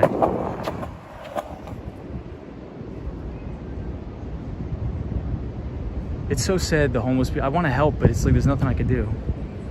So what I want to do is you want to hold that for a long time, because you don't want to create a taxable event, right? So everybody, there's a lot of people out there that give a lot of bad information that say, oh, you should day trade penny stocks or all these meme things. But what you're doing is you're just turning over your account. It's called portfolio turnover in the industry. And whenever you do that, you're just creating a taxable event. So you want to do tax mitigation strategies as much as possible. So what you want to do is you want to do your research, your fundamental research on the companies. You want to be on every single earnings call. And you want to size into these names that are growing their earnings 25% plus year over year on a per annum basis. And you want to buy it and you want to sit with it for a long time. Jesse Livermore, one of the best traders of all time, says, I don't make my money in the buying, I make my money in the sitting.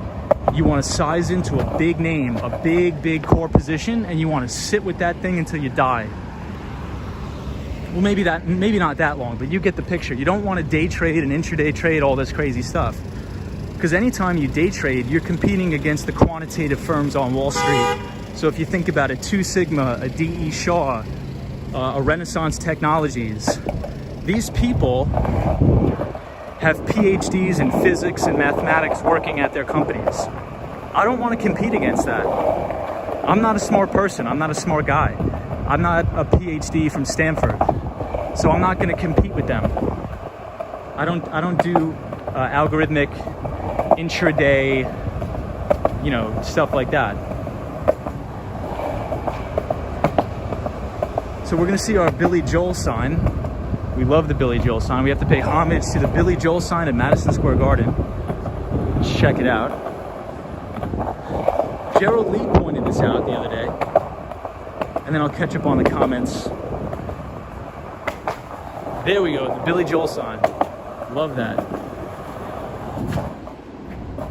Love Billy Joel.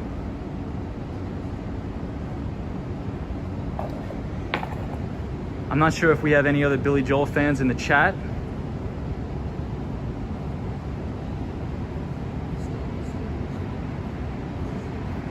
The ABX girl says, no, that's okay. About 15 years, then the big layoffs hit, now in healthcare, sort of. Got it. Well, the ABX girl, that sucks about the layoffs. I would assume the layoffs happened in the financial crisis, but healthcare is a fantastic industry to be in. That's awesome. I used to sell electronic visit verification software into all of the hospitals, nursing homes, and home healthcare agencies here in New York. So I love the industry, love the healthcare industry. Out and about, what's up, Out and About? Hey, Michelle McGraw's here, so sorry I left for a minute, but yes, it lost connection at the end. Action Kid. The greedy are getting greedier when it comes to these big companies They want their money, says the Swan. I'm guessing stashing money in the mattress is long gone. Yeah, so I would never save cash under a mattress because it's not yielding anything. And inflation is eating that away. So whenever you have cash, you want to try to invest it as soon as possible. Because in the bank account, it's not like back in the day when our grandparents had 6% rates where you could just save your money in a bank account and get rich. Now, with the Federal Reserve artificially manipulating interest rates at bottom of the barrel rates, now it's forcing investors to look for yield. And that's why you see a lot of speculation and a lot of bubbles on Wall Street. Sam says, I think he's hurt. No, Sam, it's just a lot of the homeless people. It's like they overdose on heroin, and I tried helping people out sometimes, but they sometimes freak out and start attacking you.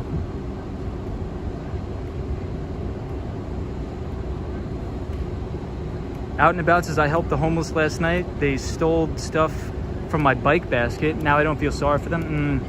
Yeah, it's tough out there, Out and About. Josh D says, would you consider long time 20 plus years? Yeah, I would consider like a 5. I invest on like a 5-year time horizon, right? Because anything past a 5-year time horizon, in my opinion, you really, really have to revisit that investment, because this is the age of disruption. And in the age of disruption, businesses are getting disrupted so fast. Like, think about if you were born in the 90s and you were dollar cost averaging into General Electric. Well, that worked all the way up until 2008, but look where General Electric is trading at now. You know, GE used to be one of the greatest American companies of all time, and now it's probably going to go out of business. So you always have to be revisiting and rebalancing your portfolio, at least on a 5-year time horizon. Because from my experience, that's when the disruption cycles really kick in and start. In my opinion, anyway.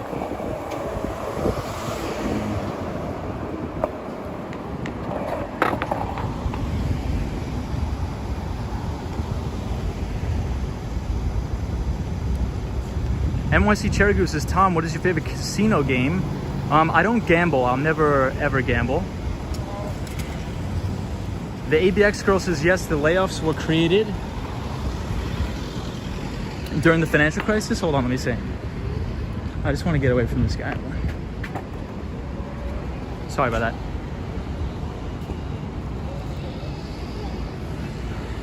The ABX girl says, yes, during the layoffs, we were encouraged to change careers. Those jobs are gone due to automation and leaving the US. Got it. Well, the ABX girl, I'm glad you found something different. Margarita Ortiz is here. Hey, Margarita. Says, I love Billy Joel. I love Billy Joel too. I'm from Long Island. Billy Joel's from Long Island, and he's a great talent. I love Billy Joel. Hey, JD Fisher, take it easy. Sunshine New York is here. What's up, Sunshine? Orland Edwards, good to see you. It says, hello, Tom, and everybody in the chat. Yeah, NYC Cherry Group, I don't gamble, unfortunately. The Swan says, about 10 years ago, when the interest rate was crashing, people invested in gold. Do you think a recession is around the corner with all the COVID spending and inflation? Says Mustafa. I mean, nobody really knows. And if anybody says they know, that they probably are lying. But what I think is that the Federal Reserve are creating asset bubbles. And the reason why that is because they're leaving interest rates at bottom of the barrel levels. So that it's pretty much like free money, right? And that's why you're seeing this big housing boom, and housing is going up 25% year over year because rates are rock bottom, right? So it allows anybody to buy a house because rates are so cheap, so money is so cheap.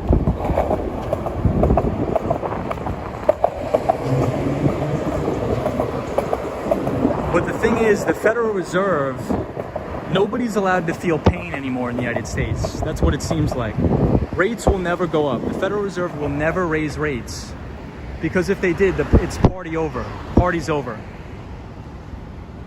So long as the Federal Reserve keeps the interest rates at rock bottom levels, I think the equity market's going to continue to go higher over time, because you know, where else is money going to flow? I'm not going to keep money in a savings account. I would rather trade that for a business that has a cash flow, right? Or earnings. So that's a good question. If anybody wants to look into that more in depth, if you type into the chat !druck, !druck, so !druck into the chat. This is a phenomenal interview that you have to watch with one of the best investors that ever lived. And his name is Stanley Druckenmiller. And he goes into exactly what I was talking about. The Federal Reserve leaving interest rates at rock bottom levels. They're artificially inflating asset bubbles in the equities market and in the housing market. But things can get a lot bigger. Equity prices can go a lot higher. Because the Federal Reserve are inflating these bubbles. And we just, it's DRUCK, Soho guy, DRUCK. So it's the 2021 Student Investment Fund Annual Meeting keynote speaker, Stanley Druckenmiller, which is the best investor of all time. So if anybody's gonna listen to anybody, it should be Stanley Druckenmiller. So don't listen to me, don't listen to anything I have to say. Listen and read and consume everything that Stanley Druckenmiller has ever said in his life. Because that guy is a modern day genius. And he worked under George Soros back in the day. And I know that's a little bit controversial, but he is a good investor. So, hold on, let me skateboard over to Koreatown and then I'll catch up on the comments. I feel really bad if I don't get all the comments, if I don't read all the comments. Wow, we have 69 people in here. That's crazy. I think that's a record, right? Well, thank you everybody for watching and joining and subscribing. I appreciate it. Hopefully this offers a little bit of a different perspective of the city.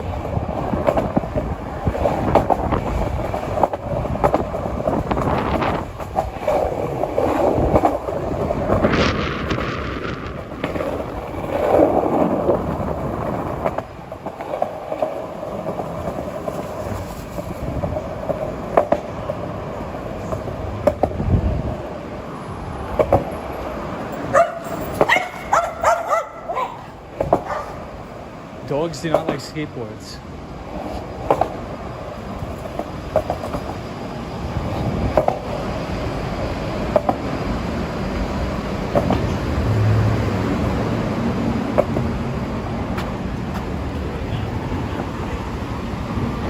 All right, everybody, we're on 6th Avenue. Yes, the antagonizer says George Soros, king of the globalists who sold out his own people. Yeah, we won't get too much into conspiracies. Yeah, let's not get into the conspiracies. I was just pointing out a fact. I'm not going to give my opinions on George Soros, but he was one of the greatest investors that ever lived. I get it. It's controversial. He may not have done bad things. I get it. But let's not be controversial in the chat. I really don't like bringing that up. I hate bringing that up because I know that the chat's going to have a field day with that. And that guy blew a red light. I hate bringing that up. So apologize if that offended anybody, but that's just the facts. Stanley Druckenmiller did work under George Soros, but I have no opinion on George Soros. Look at how beautiful the H&M building looks. Yeah, the antagonizer, I apologize. I was just pointing out that he did work under him. I didn't mean to cause a stir, so I apologize if I offended anybody.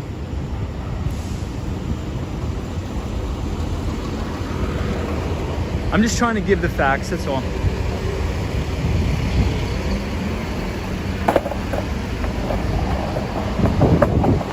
Oops, sorry, man. Ooh, so many rats.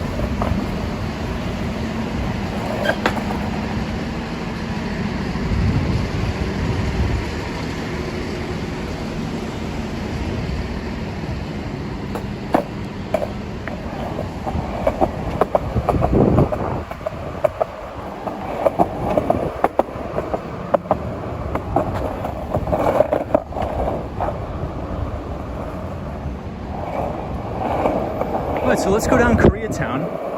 I think you're going to love this view of the Empire State Building.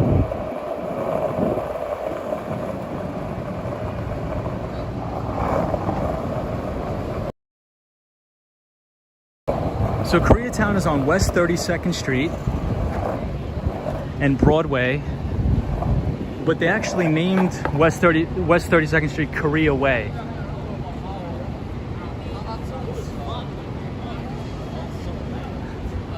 Yeah, Cherry Groove. All right, let me skateboard to the end of this block and then I'll catch up on the comments. I apologize if I missed anybody. But this is my favorite part of the city. I love Koreatown.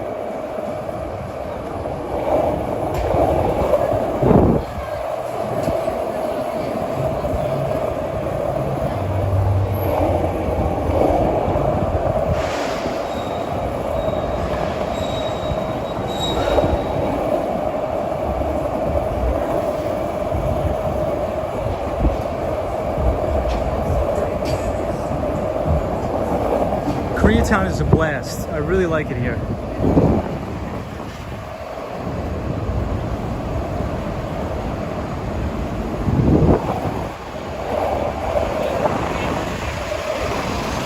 It's going to be a tight squeeze.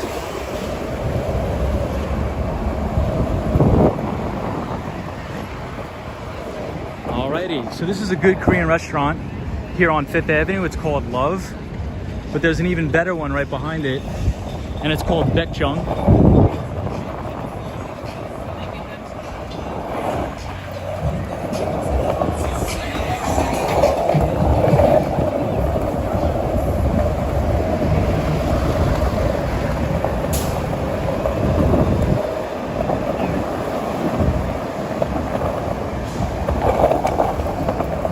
Lady Orleans, I need to program the bot to give all the coffee shops out.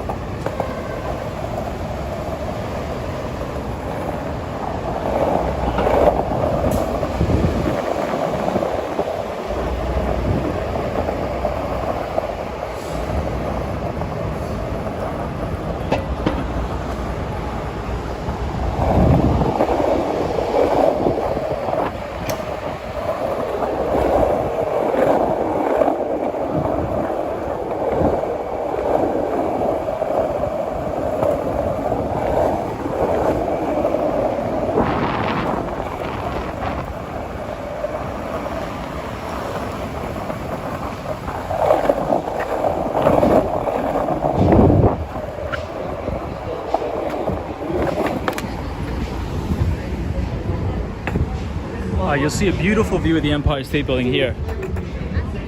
The Swan, give me a rating on a scale of 1 to 10 about this empire. Drop an exclamation point Swan in the chat for the Empire State Building. Exclamation point Swan for the chat.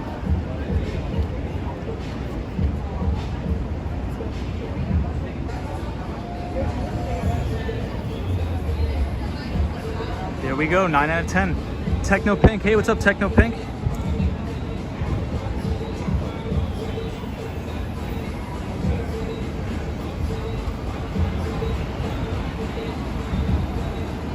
Techno Pink, always good to have you here. JL says, Tom, so far since you've been, we have 75. Wow. Conspiracies are fun to talk about as long as you don't believe in them. I know, so I like conspiracies, but I think we'll get our channel shadow banned. I'm trying to keep my mouth shut when it comes to politics, says the Swan, and it's hard, I know. Lady Orleans says she loves the angle of the Empire State Building from Koreatown. Out and About says, what is my favorite Korean dish? Probably bulgogi. I hope I'm saying that right.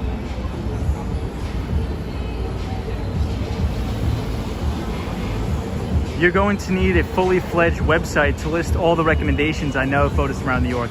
Maybe we'll put up a little bit of a website, but I think once we hit 1,000 subscribers, I'll be able to have a community page. So I'll be able to give you guys some really good stuff. Hey, Daily Soul, what's up, Daily Soul Camera? Says, congrats on 81 concurrent viewers. Have to leave for my lunch appointment, but thank you for a wonderful stream tonight and sharing your thoughts on personal investments. So Daily Soul Live Camera, everybody go check them out. They're fantastic, and they're from our friends from South Korea. And ironically enough, we're in Koreatown. So please go support our pals in South Korea. Lupe says, did Patrick New York leave? I believe he did.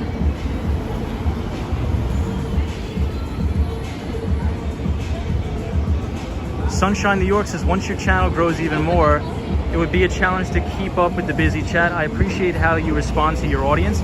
Yeah, Sunshine New York, I want to read everybody's comments. I value everybody's feedback and I value everybody's comments. So I make it a point to read everybody's because you guys are all my friends, you know? The Swan says, I think we read that. The antagonist. Yeah, everybody, feel free to talk about conspiracies, but let's just not get a little bit too granular into it. But Sunshine New York, thank you so much. I appreciate that. Lupe is our pal from Oklahoma, says Tom is going to be a super skateboard bro in no time. All right. Lady Orleans says, yes, please, Tom. I can't wait to see all your suggestions on coffee houses in New York. I have a ton of them. So in the Nightbot, we'll be able to do exclamation point coffee to be able to get a lot of stuff in the chat. Yeah, so if you do exclamation point Swan, it'll say Empire State Building equals signpost equals know where you are. Hey, Jonathan C's here. What's up, Jonathan? We're here in Koreatown having a good time.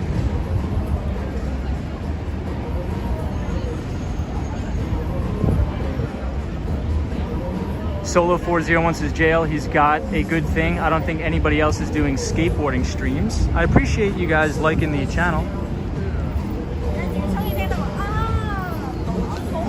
Gonna need a sponsorship from Squarespace Space. Ooh, Out and About says, what about Korean short ribs? Love Korean short ribs. Scum, SKUMVAG says, Action Kid has some competition. Yeah, it's no competition. I love Action Kid. I love Action Kid stuff. He's the greatest to ever do it, the greatest of all time. No competition, we're just all here to have fun. But I appreciate you joining the stream, my friend. It says Fruitcake, thank you. Techno Pink, always a pleasure to have you in the chat. Hey, Julie's here, says, hi, I'm from Brooklyn. Julie Fitzjones, welcome. I don't think we've seen you on the stream before. So thank you for joining the channel, Julie. We love having you here. Yeah, photos from around New York says, I really like that angle of the Empire State Building. I do too.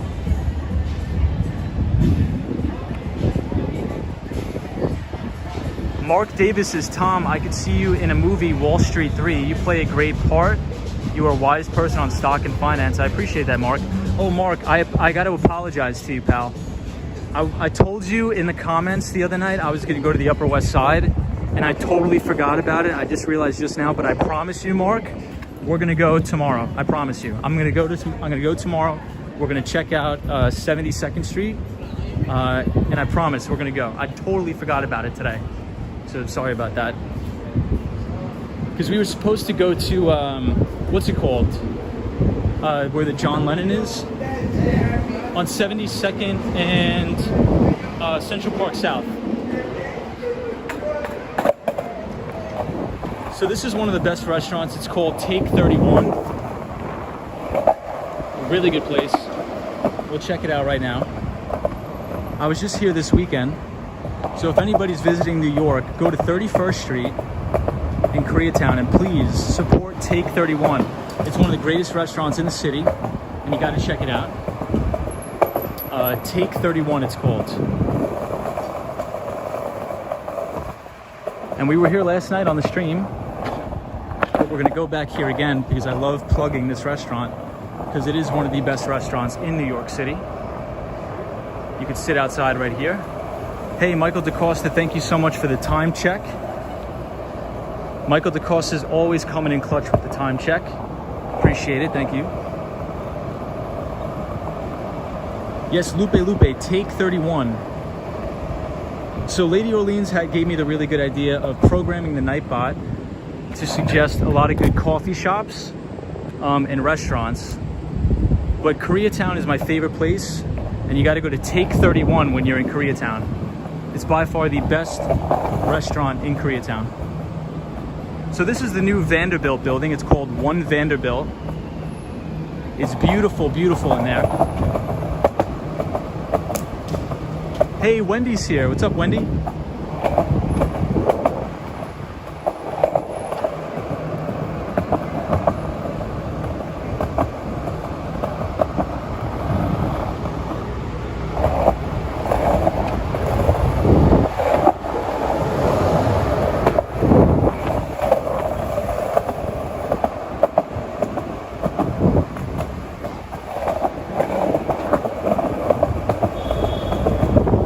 about. We just passed the Five Guys.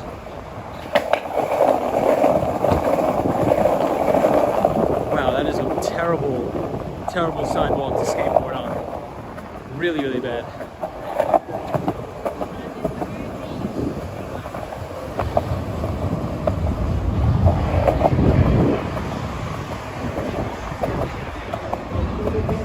Hey, Fernando's here. What's up, Fernando? Hey, Scum Vag says I ate Five Guys yesterday. Five Guys is great. My favorite burger place is Five Guys. Andrew, so we'll have coffee next time. I know.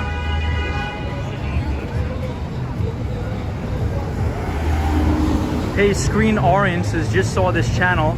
Thanks for showing us New York City. Greetings from New Jersey, originally from Toronto. There's a ton of Canadians in the chat.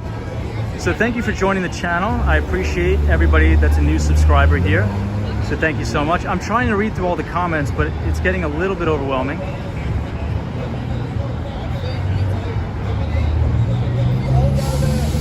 Yeah, Mark, we're gonna go tomorrow. We're gonna go tomorrow, I promise. Strawberry Fields. Strawberry Hills, Strawberry Fields. Mark, we're gonna go tomorrow. I couldn't get there today, but we'll go there tomorrow, and it's where John Lennon lived, and it's a beautiful place on 72nd Street and Central Park West. Very beautiful place. Scum says, what are you using to film? Scum, I am using... Scum, I don't like calling you Scum. I feel bad. Can I call you something else? Every time I read your comments, I'm just gonna say pal. So pal, I'm using an iPhone 11 to film. I feel like it's, I don't want to call you Scum, man.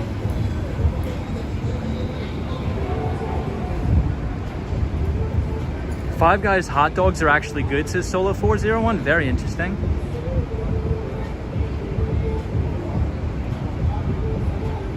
We're flying. Yeah, so let's go down to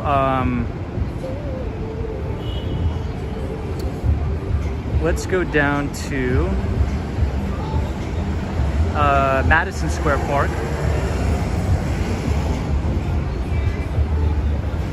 Joe Hernandez says Action Kid lives in my old neighborhood and even showed my old house on his channel. That's crazy. That's awesome.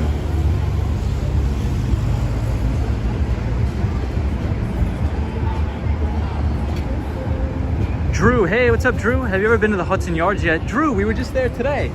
So Drew, if you watch a replay of this channel, of this stream, it's an unbelievable view of the sunset, and then we went to Hudson Yards.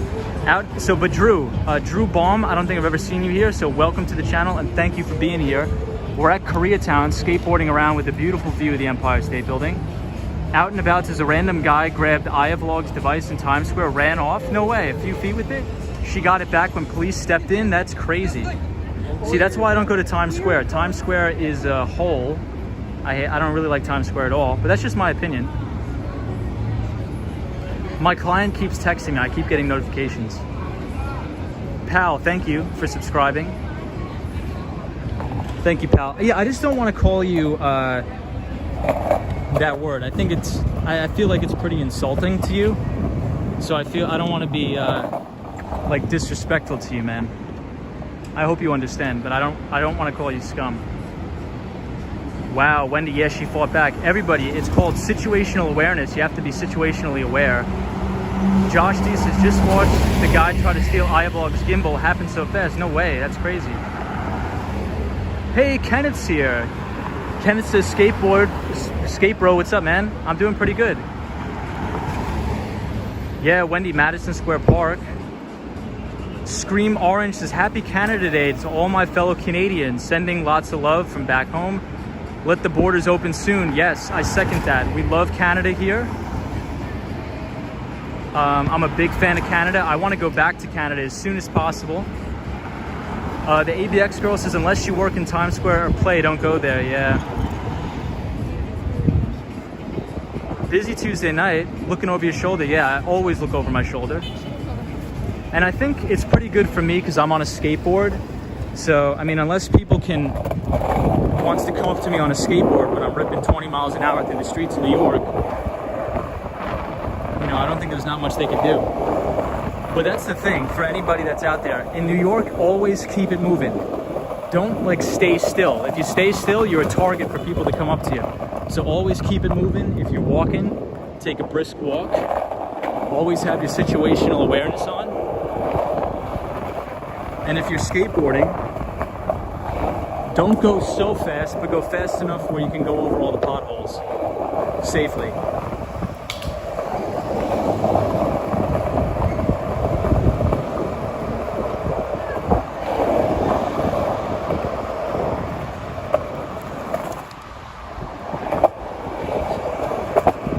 But I think in the grand picture, New York, relatively, it's a safe place.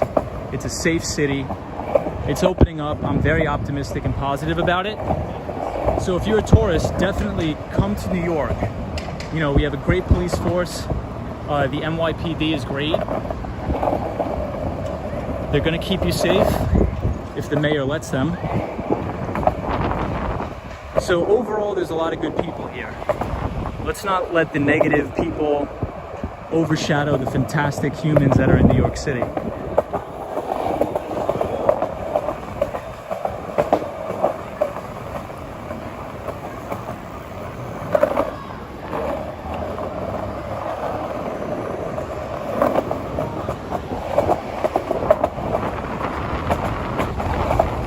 Thank you everybody for watching. I appreciate it.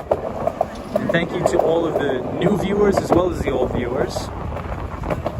I really do appreciate it. And if you like this kind of content, feel free to subscribe.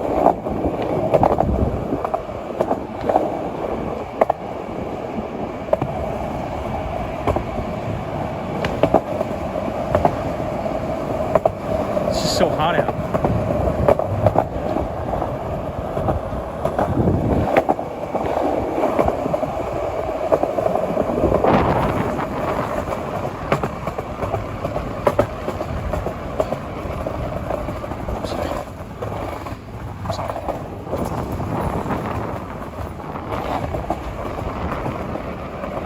Yeah, whenever I see a dog on the sidewalk, I like to slow down because I know dogs hate skateboarding. And I feel so bad every time I skateboard past a dog.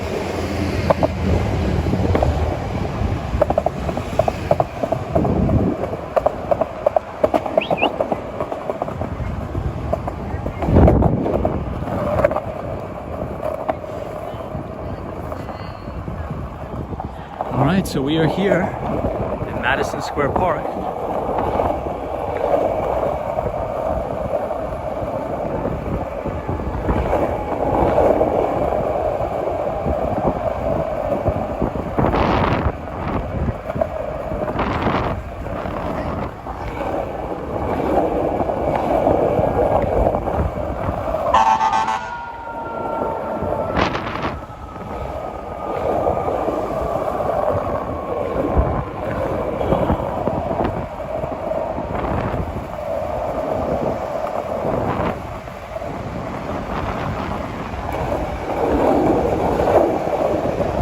Read the chat in 2 seconds.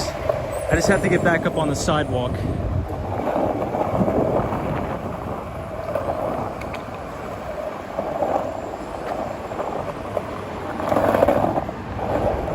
All right, we made it. We're here at Madison Square Park. And we're right here at the Shake Shack. But I think Five Guys is better than Shake Shack, in my opinion.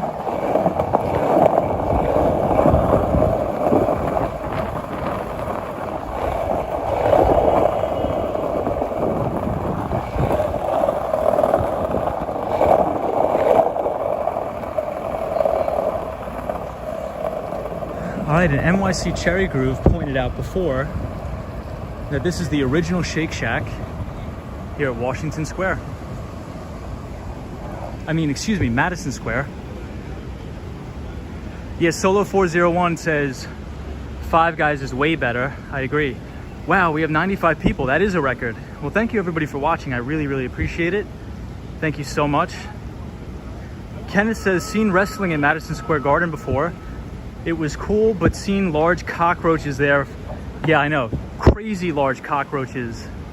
Really, really big cockroaches in Madison Square Garden. Excuse me.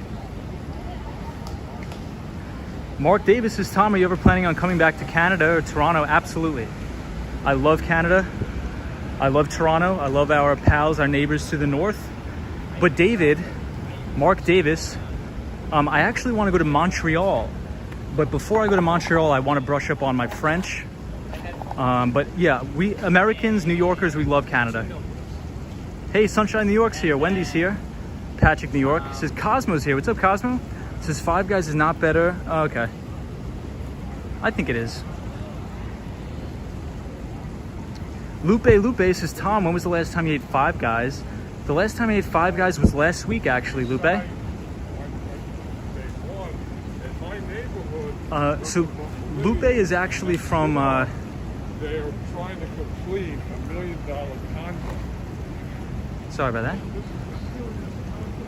Lupe is from Oklahoma. Hey, Melissa White. What's up, Melissa White? Welcome to the stream. Out and About says you love Shake Shack. Hey, Fernando's here. Fernando, super shout out, my friend. Julie's here.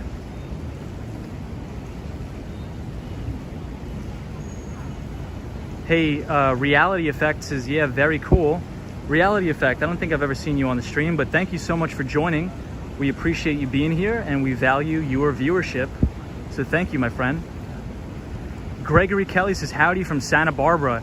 Love Santa Barbara. Thank you for being here. I also think you're new to the channel. So welcome to New York. We crush around the city on a skateboard.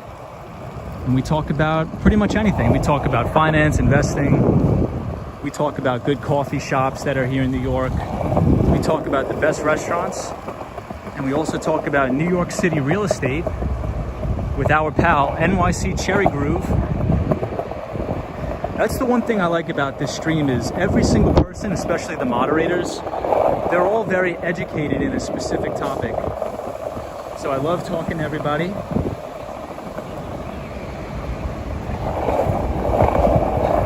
I think I'm going to take a break and sit down and catch up on all the comments. Wow, we're at 100 viewers. That's crazy, guys. That's the first time that's ever happened, so I appreciate everybody. Wow. That's wild. That's really wild, everyone. Well, thank you so much. This is crazy. 100 people, wow. So we're on East 23rd Street at the R and the W trains.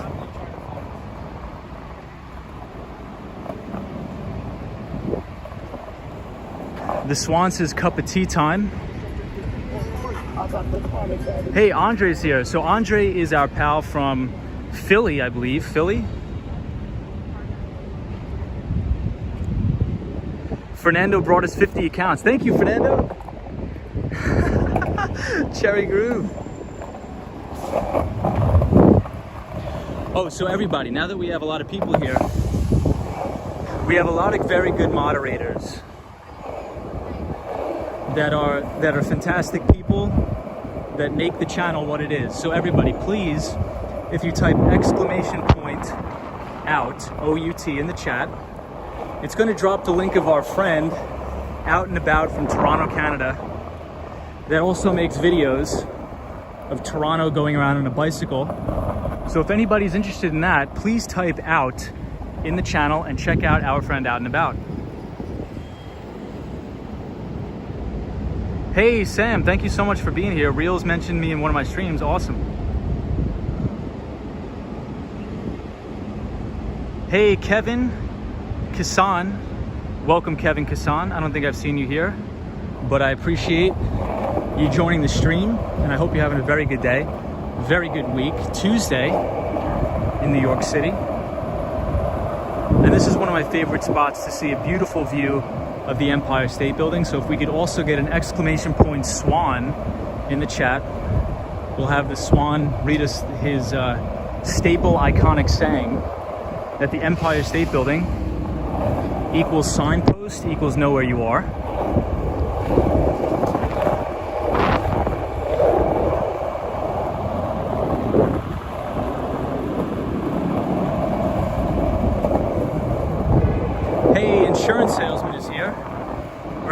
practice exams. We love insurance practice exams on the channel.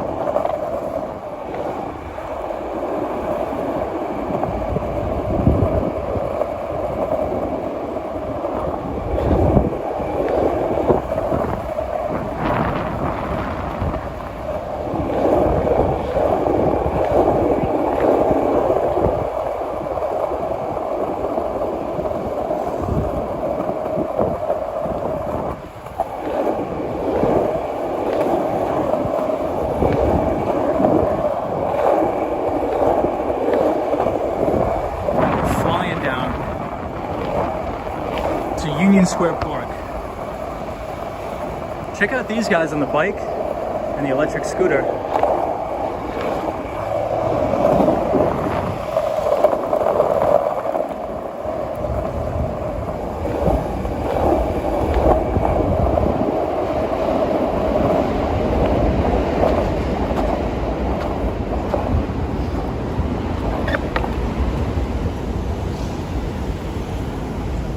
Swan says 10 miles an hour. Hey, Sunshine After Rain is here. What's up, Sunshine? Gregory Kelly, do you ever watch $1 Million Listing? Yes, I do. I love that show. Ryan Serhant. Ryan Serhant's a very good sales guy.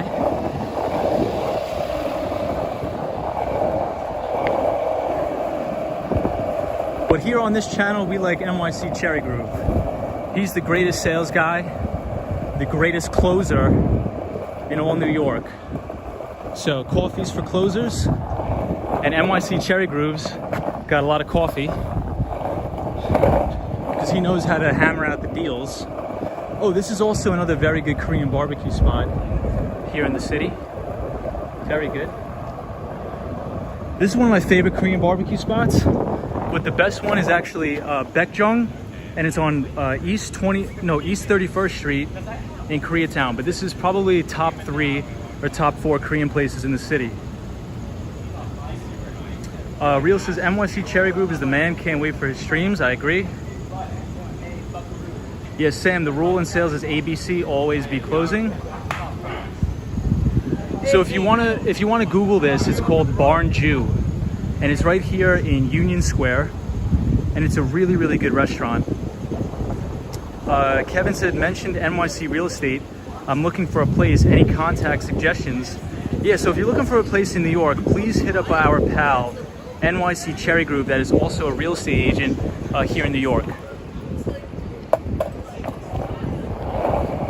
So NYC Cherry Groove, if you want to get Kevin's contact information, maybe you could help him out securing a place in New York City. But Kevin, I'm going to tell you something. Kevin, I got to tell you something.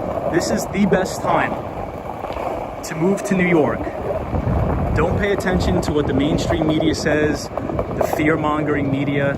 This is the best time to move to the city. The economy's opening back up, things are coming back. Kevin, if you move to New York, I promise you, you will not regret it. You're gonna have a great time here, and you're gonna make a lot of money.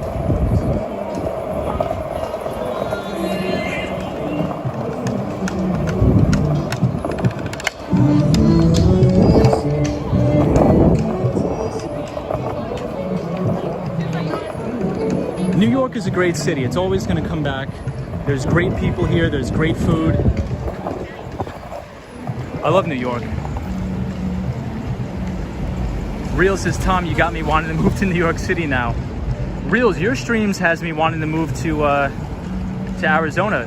Oh, so this is another guy that's extremely has very good content. His name is Reels. So in the chat, if you see Reels, please check him out. He does amazing streams of the Santa Monica Pier, and also Super Friends in the City. If you want to see a more entertaining stream than this one, definitely check out Super Friends in the City. He does a lot of interviews in Times Square.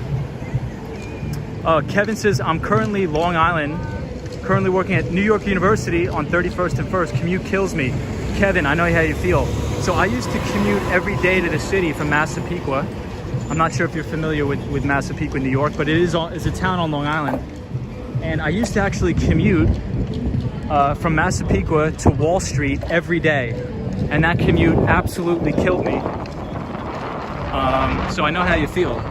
I used to take the Long Island Railroad at 5 o'clock in the morning to Penn Station. I would transfer to the 2 train, and then I would take the 2 train from Penn Station all the way down to Wall Street. I did that every day for about 2 years. It was really, really exhausting. So definitely move to the city. You're gonna find a great deal. And negotiate, you know, tell the landlords, you know, give me 1 to 2 free months of rent.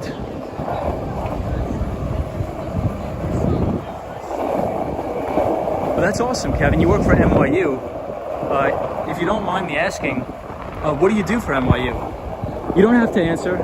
Everybody could stay anonymous, but I'd be interested to see what you do for NYU.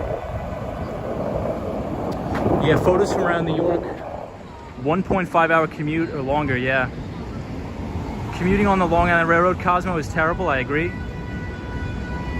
Yeah, Kevin says, I feel your pain, brother.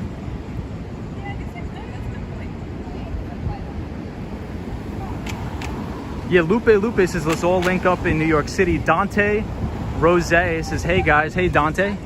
Welcome to the stream. I don't think I've seen you here before, so welcome, my friend. Sam says, I have an idea for the 4th of July. For all New York streamers, you guys should join all together and have a Q&A. It would be cool. So I'm actually going out to Long Island. My friend usually throws these crazy 4th of July parties, like really wild 4th of July parties on Long Island.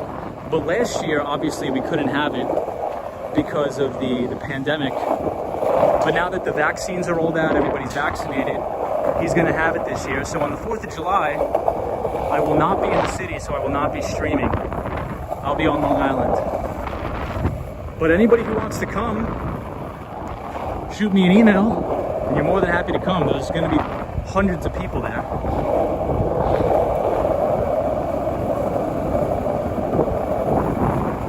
Dante Rose says, be safe, thank you. Appreciate that, Dante.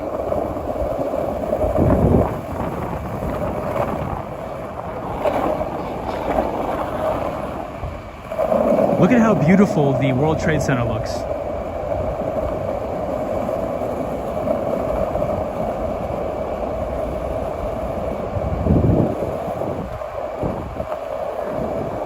Fernando. So Super Friends in the City runs a channel here in New York, but his channel is very, very different. Very, very different. So if you like entertainment, not boring finance and skateboarding, please check out our pal, Super Friends in the City. He does such an interactive stream interviewing people, tourists in Times Square.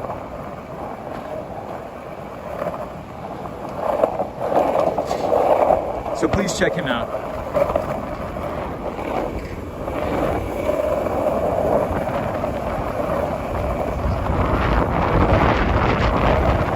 It's so windy tonight, guys. The wind is killing me.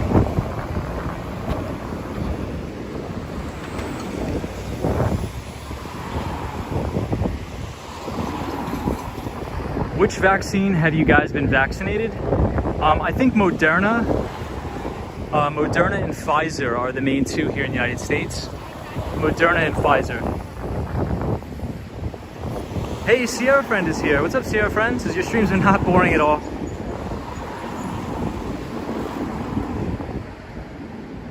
Andre Brown says I have to visit the World Trade. Andre, you're gonna love the World Trade Center, man. The World Trade Center is so beautiful. NYC Cherry Groove says I tried to keep my secret being on MDL and nobody cared. Got Pfizer, okay. Yeah, I think a lot of people got Pfizer or Moderna here in the United States, and hopefully the vaccines will roll out to our friends in Canada so I can go to Canada. So now we are at New York University. The wind is really, really crazy.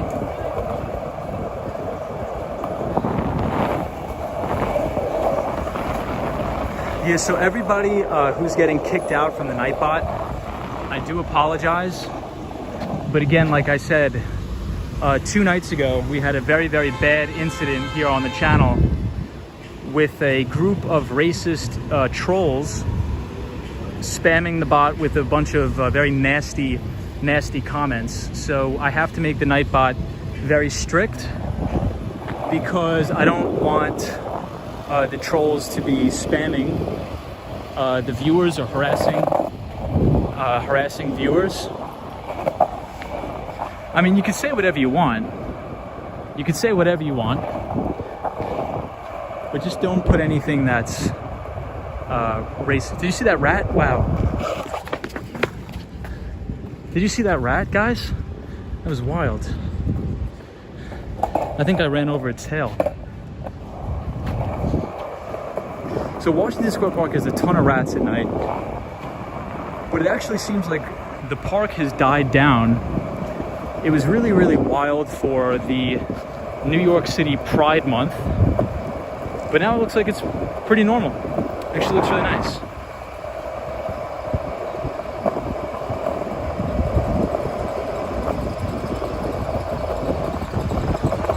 So if anybody was watching my stream during Pride, there was like 5 or 6 people that were on top of this ice cream truck just hanging out.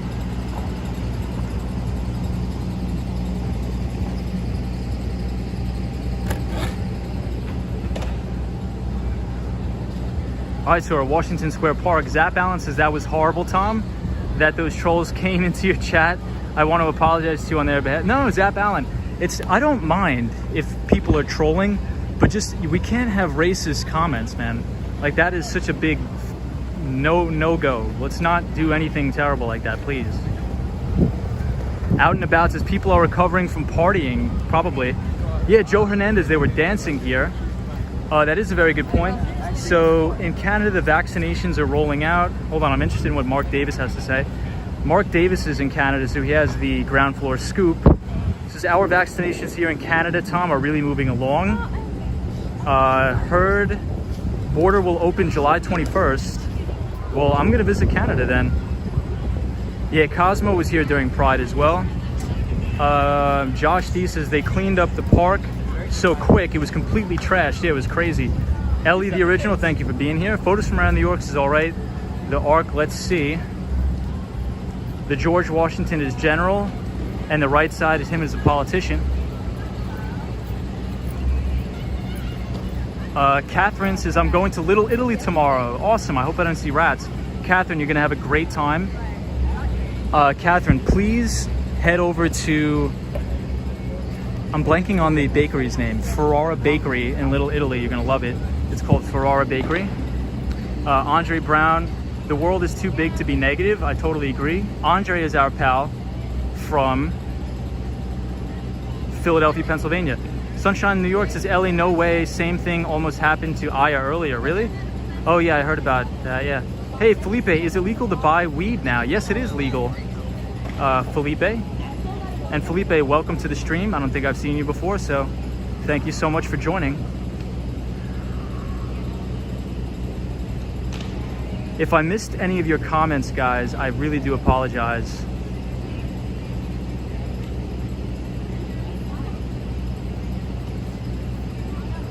Patrick New York says, was that a rat or a raccoon? It was a rat.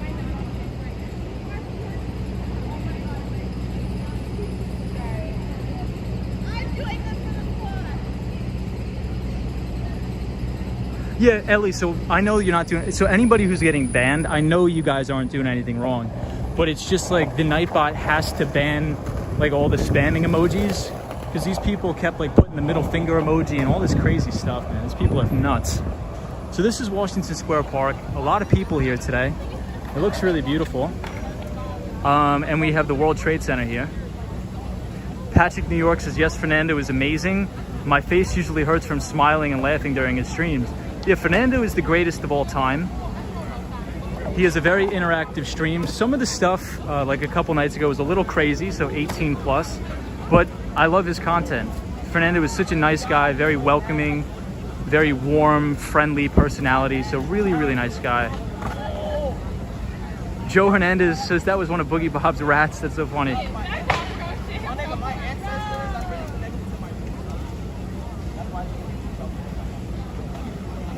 Hey, Miguel Gonzalez is here. Hi, Miguel.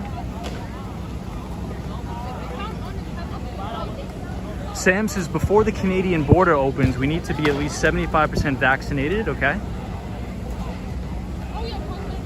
Cosmo says get a tie-dye pizza. Felipe says thank you, buddy. No problem, Felipe. Always good to have you here. Kenneth says Fran is struck here because of COVID, or stuck here because of COVID.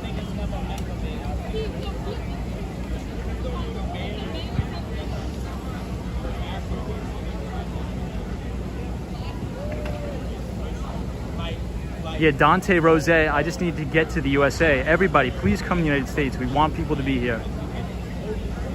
Julie says Fernando has a beautiful view of the Hudson River. Yes, he does. So the story about Washington Square Park is there's a big controversy of people partying, doing drugs in the park. But the media really mischaracterizes the situation. They blame it all on the college kids that are partying and drinking and doing drugs, but it's not the college kids. These kids are very smart. They go to New York University, which is one of the top universities in the world. The people who are doing things that are wrong are unfortunately the people who are suffering from severe mental illness, and they're homeless. So the city, instead of demonizing these people, should potentially help them and move them out of the park and into some sort of protective shelter where they can get psychiatric help, instead of just making a big war here between people and the police officers. But that's just my opinion. But the college kids, these college kids aren't doing hard drugs. You may be smoking weed, but weed is legal here in New York. You're allowed to smoke weed. And weed is not bad. It's the people that are doing heroin with the open needles. That's the issue. So I appreciate everybody subscribing. I'm getting the notifications, but sometimes your names go by way too fast. So it's very hard for me to read, but I do appreciate all of the new viewers and all of the new subscribers. Wow, that guy was really good. Hey, ABX Girl says WSP was never a quiet park for decades. It's not the 20s crowd. Yeah. So Washington Square Park has always been wild. It's always been a little wild, but I love it here. I spent a lot of my time during college here, hanging out at night, skateboarding. I think as long as you're respectful to people. Look at this guy. Oh, nailed that. Nailed that. That was so clean. So one of my favorite things is watching the skateboarders here in the park, because these guys are so talented and they nail these tricks, man. So clean.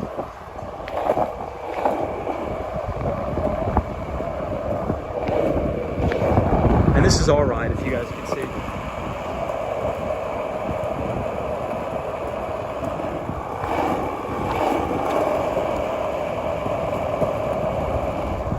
We cruise around on the skateboard too.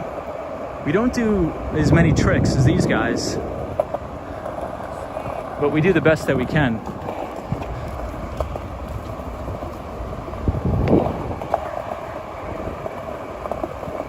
So this is New York University, NYU. And if we head a little bit further up the road, it's actually the Stern Business School at New York University. And NYU Stern is one of the best business schools in the city. So a lot of smart people go to NYU Stern. Very good business school. I would say NYU is probably a little bit overpriced, but nonetheless, a lot of smart people here.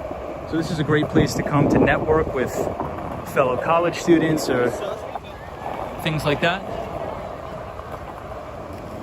Oh, he's just learning how to skateboard. That's awesome.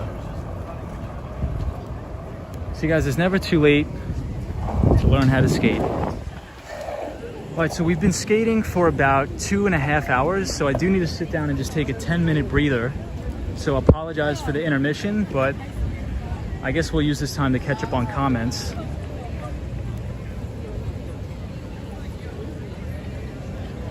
So we won't be skating around, we won't be seeing some action, but I gotta take just a 10-minute break. We'll read the comments and we'll be good. Hey, Red Jury, this is a nice channel. Red Jury, thank you for being here. I appreciate it. Patrick New York says, chill, Tom. Thank you, Patrick. I appreciate that. Ellie the Original says, get your rest. We're still here. Yeah, I think it's good exercise because I wake up at about 7:30 in the morning. I start work probably about 8:45, and I go straight through to 7 o'clock at night. So I think skateboarding is good for me to just kind of get my mind off things and hang out with you guys. So I appreciate everybody that's here. Mark Davis says, Tom, we are still hanging out with you. Appreciate that, Mark. And Mark Davis, I'm gonna make a mental note that if we stream tomorrow, we're gonna go to the Upper West Side on 72nd Street and Central Park West, because you did tell me about that. You did say you wanted me to go there. Reels says, bro, you slacking. You got another 2 hours before a break. Reels. We love Reels, man. So anybody who's in the chat, please check out our friend Reels. He does amazing streams. He was in Santa Monica, which is one of my favorite streams because I've never been to California before, so it was unreal to see that. So thank you so much for sharing that, Reels. Miguel Gonzalez is Fernando 7321. When are you going to Coney Island? I love when Fernando goes to Coney Island. Zap Allen says, take your time, Tom, and yes, take breaks. Ellie the Original, hope you had a good day. Daniel G says, wearing Adidas or Nike? I'm not wearing either. What am I wearing? I don't even know. I got these at Marshall's. Levi's. They're just junky pieces of junk Levi's shoes. Because I go through so many pairs of shoes doing these live streams. Because if you think about it, if I skateboard for 3 hours a night, 10 miles a day, Armish just subscribed, so thank you so much, Armish. Thank you for being here, my friend. Hey, Soho Guy is still here. Love Soho Guy in the stream. Sunshine After Rain, thank you for being here. Sunshine After Rain is one of our moderators. Red Jury, thank you for the compliment. Cosmo Scary says you should teach Fernando how to skate on the stream. Maybe we'll do that one day when we're playing ping pong in Bryant Park. Joe Hernandez says NYU $24,000 a semester. Wow, wowza. Ellie the Original says NYU is expensive, I heard. Yes, it is. David, welcome, David. Says, question, is it safe to walk at night as a tourist? Of course, David. David, I skateboard around the city 3 hours a night, all over Manhattan. It is a safe city. We have the best police department in the world. We may have a little bit of an uptick in crime right now, but that's fine. But this is a safe city and you're fine. So if you come here, you will have no issues, promise. Photos from around New York says Stern or Columbia Business School. 100% Columbia Business School. Columbia Business School for sure over Stern, all day, every day. I just finished a course at Columbia Business School called Python for Managers or Python for MBAs. So it was a coding course of Python, very interesting. I just finished that up at Columbia Business School. Sunshine New York says, I love crushing through New York City. I love crushing through New York City too. NYC Cherry Groove says, celebrity in the house, Miguel. Love Miguel.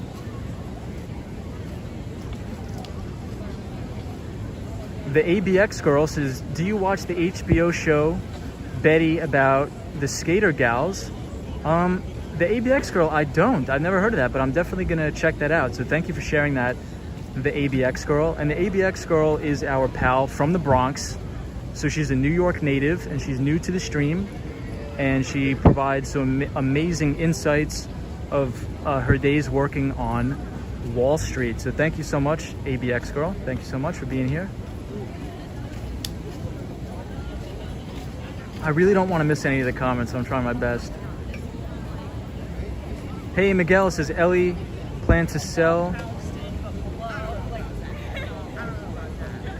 Zap Allen says, a friend of mine gave me a gummy weed Saturday and I will never do that again. It made me sick. Wow. Yeah, edibles could really knock you out. If you don't know you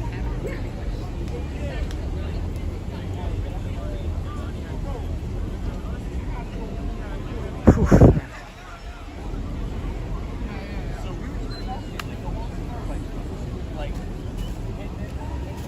I remember Nadia AM says, it's been 20 years since I've been to New York. It's about time. Nadia AM, you got to come to New York. You got to come visit this city. It has the best restaurants, the most educated people, the most diversity. You have to. Please visit New York, Nadia. We want you to come back. It's a safe city. Don't listen to the fear-mongering media. This place is great. It's not dangerous. I promise you. I live here. We all live here, and we all want you to visit. So thank you, Nadia, for joining the stream. Mark Davis says, it's okay, no rush, but thank you. No, Mark, I promise you, we're going to go there tomorrow. NYC Cherry Groove says, Reels was faking it. It was really Coney Island. Reels, how could you do that, man? Reels is saying he's at Santa Monica, but he actually was a Brooklyn boy in Brooklyn. Come on, man. I'm just kidding. No, Reels, that was a dope stream, man. Hey, Toilet Brush is here. Says, wow, did that guy just pick up a random bottle and drink from it? Yes, Toilet Brush, he did. There's a lot of crazy stuff that goes on in Washington Square Park, but it also is the park with the most character in the city. Tom, what are your thoughts on Tony Hawk? I love Tony Hawk. I think he's a great guy, and he's who got me into skateboarding. The ABX girl says, it's all over the US. I feel safer in New York City than the South. Bingo, ABX girl. New York City's coming back. Dante Rose says, I went to Coney Island when I was 13. Ellie, you spent most of the day cleaning and also did laundry. Okay. Andre says, I want to live there so bad. Andre, you got to come. The Swan says, wow, don't move, skateboarder. The Swan, what do you think about this view, my friend? Lady Justice says, do you think there are good opportunities for foreign junior programmers in the US? Lady Justice, I think there's unlimited opportunities in the United States for junior programmers. I think there's an unlimited open sky world of opportunity in America for anybody, immigrants. And if you know how to code, if you're a programmer, you can come here, you can get a job in Silicon Valley, you can get a job in New York City, and you're gonna make a ton of money. You're gonna make a killing when you come here, I promise.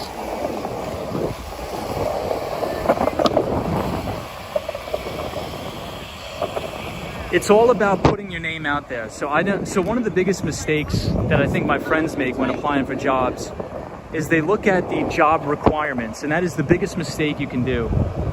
Because on a lot of these job requirements, it'll say, oh, you need an MBA, you need a master's degree. So a lot of people don't apply. But we're gonna run out of battery, guys. But a lot of the recruiters put that information on there for a reason, to weed out people automatically. You always put in for a job opening, always. It doesn't matter what level of education. I mean, within reason. Obviously, you're not going to apply to be the CEO of a company, but if it's a senior level position or like an account executive or a major account executive or a software engineer, and it says you need a master's, but you only have a bachelor's degree, you still apply for that all day, every day. You apply every time, because getting a job is just like sales. And if you're gonna accept your first no before you even put your name in the hat, well then obviously you're not gonna get it. You have to look for people to tell you no, if that makes sense.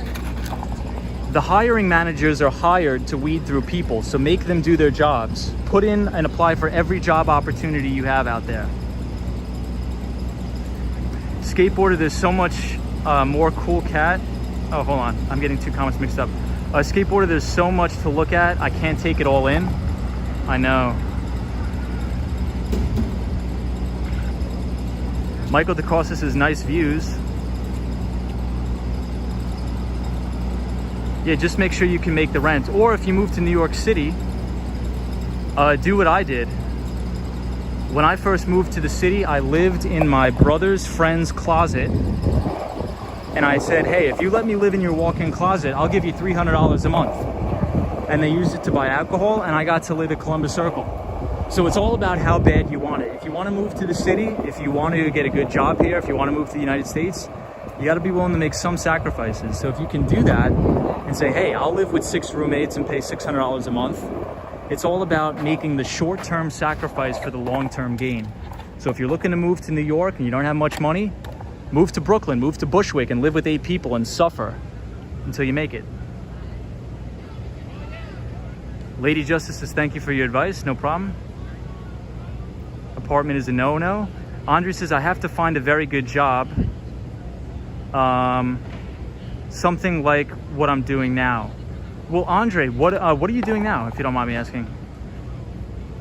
Andrew says, hello, new viewers. Don't forget to like and subscribe. Thank you so much. Andrew is our moderator from Australia.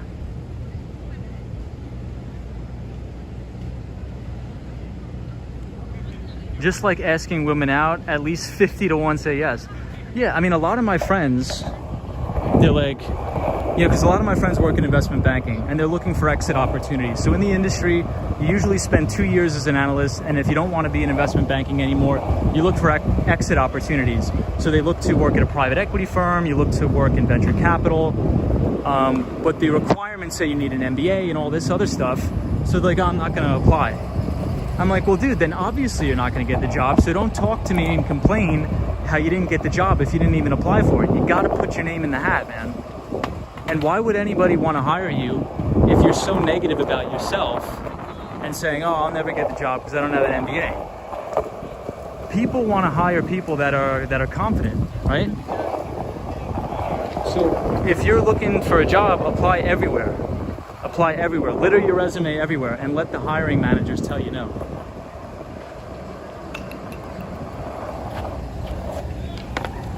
But look at how beautiful the World Trade Center looks. Daniel G says, I'd like to work remotely. Do you know of a good site where to apply for US jobs? So Daniel, I do have a really, really good website for that. I'm gonna program it into the Nightbot, and on the next stream, we'll be able to put it in there. QC for litigation support. Oh, nice. There is no apartment. You'll just have to look for it.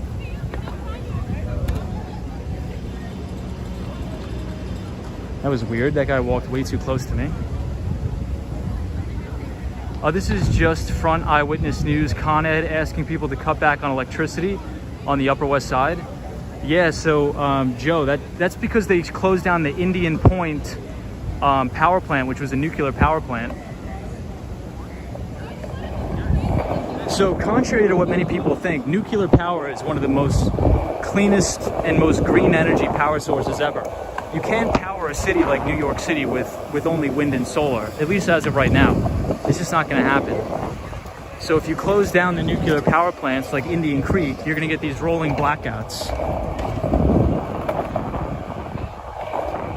Maybe one day you'll be able to power big cities with wind and solar, but not right now. It's just not going to happen. Nuclear power is zero emissions. But you need to find a way to dispose of the uranium.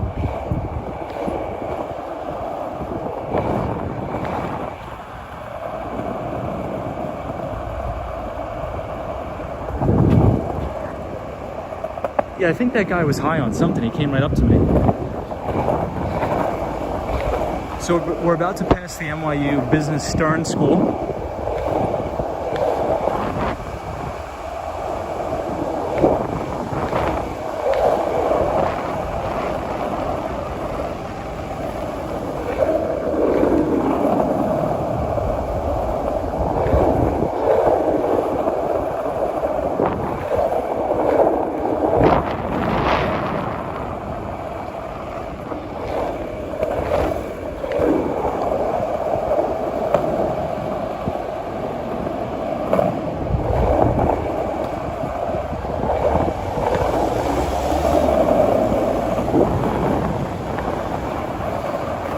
A big pothole.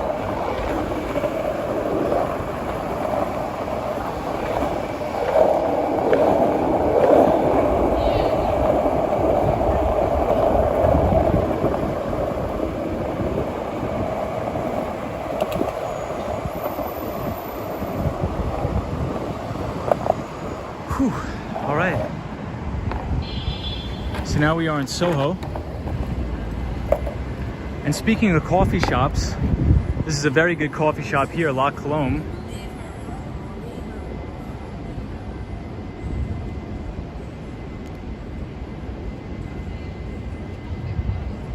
What was the famous quote about potholes? I don't remember. Action Kid hates potholes. I know that.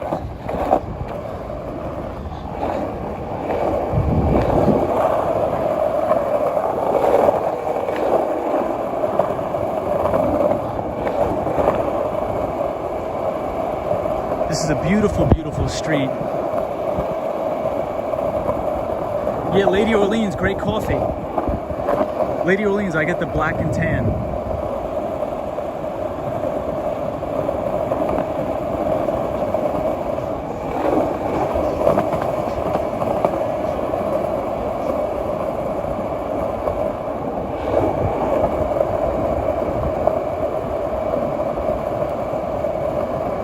So for those who didn't hear our main topic of the stream, we were talking about how companies nowadays prefer to issue share buybacks as opposed to dividends. And the reason for that is because when you issue a dividend, you have to pay taxes on it. And when you launch a share repurchase program, you're buying common stock, which is not a taxable event. And when you buy a common stock, you're decreasing the amount of shares that are on the open market, thus increasing the earnings per share of that company, thus increasing the share price, which makes the stock go higher. So if anybody wants to type !buyback into the chat, it's a very good article on it. And I think this is going to be an area of large controversy moving into this year with the Biden administration, because essentially legislators are trying to look for a way to tax share buybacks. So if you think about big companies like Google, like Facebook, you might be wondering, well, how come these companies are making so much money? How come they don't pay a dividend? Well, they figured out that if they issue a dividend, their investors will have to pay more taxes. So if they take the $90 billion that they would have used to distribute to investors in the form of dividends and just said, okay, we'll take the 90 bill and we'll buy back our own stock, that's going to push the stock price higher. And if you think about it, a big executive at Facebook or Google, their compensation package is made up of two things. It's made up of their basic salary, and it's also made up of their stock options. So when the price of the stock goes up, the price of their options get more lucrative. And options are derivative products, so they increase by hundreds of percent. So that's how all these big CEOs and CFOs of these big companies make all of their money. Especially if they work for a publicly traded company. They launch massive stock buyback programs, which does return value to shareholders, but it's just a better, more tax-effective way. And so Warren Buffett, one of the greatest investors of all time, Berkshire Hathaway does not pay a dividend, but they do buy back their own stock. So please check that out. It's very important that a lot of retail investors understand the concept of share buybacks, because you also want to mitigate your taxes as well. So the article is by Investors Business Daily, which is one of the best financial newspapers there is. And it was created by a guy named William J. O'Neill, which was arguably one of the best sized position traders of all time. So please check it out. Very interesting topic. And very, very informative article. Hey, but we're here at Ray's Pizza now. We're here at Ray's, and this is on St. Mark's at the St. Mark Hotel.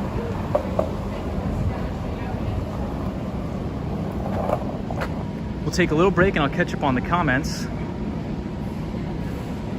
Yeah, Julie says, I'm surprised they still have a Kmart here. They do have a Kmart right there where we were at Astor Place by the Starbucks. Yeah, Lady Orleans La Colombe, very good coffee. Yes, the Nightbot can do the weather from anywhere. If you just do !weather, you'll see. You are better off applying straight to the company's career website. General job websites are not always up to date. Out and About, that is a great piece of advice. Out and About, that, wow. So Out and About is our pal from Canada. That is a phenomenal piece of advice. So sometimes it's best to go right to the company. So if you're interested in working at Google or Facebook, just go right on their career website pages and apply right there. And I think that'll even show the company that you're even more interested in their company. Because if you apply through one of these job sites, the company will know that and they'll be like, okay, he's just applying to thousands of jobs. But if you go right to the career page and apply, it's going to have more up-to-date job listings, and you may have a better chance. So out and about, that was a fantastic piece of advice. Yeah, Margarita Ortiz, here's the Kmart. But in terms of job and career, if there's the biggest piece of advice is you got to put your name in the hat. If you don't apply for the job, you're not going to get it. Don't even bother reading the requirements for the job. Just read the job description. And if you're interested in it, and if you're confident that you can do this job, apply for it. Don't think that just because it says, oh, I need a master's degree, I need an MBA, that's what it really means. It's not. They put that there to automatically weed people out. So if the hiring manager calls you and they say, hey, do you have a master's degree? We put on the job website that you need a master's degree. You say, hey, unfortunately I don't have a master's degree, but here's 5 reasons why you should hire me without it. This is my track record. This is what I've done. This is the amount of productivity that I've produced for my company in the past. This is X amount of dollars that I've sold at my company or my previous company. And this is exactly how I'm going to do it at yours. You got a minute to talk about it? If you come off like that, they're going to be like, wow, this guy or girl really knows what they're talking about, and they have working experience and they have the relationships to actually do the job. So maybe he doesn't really need the master's degree, or maybe she really doesn't need the master's degree. So always just apply for the job, no matter if they say you need a degree or not. Just apply for it. But within reason. If it's like a chief financial officer of a company, okay, probably you need an MBA. Or if it's like a CEO position. But for any other position, just apply, who cares?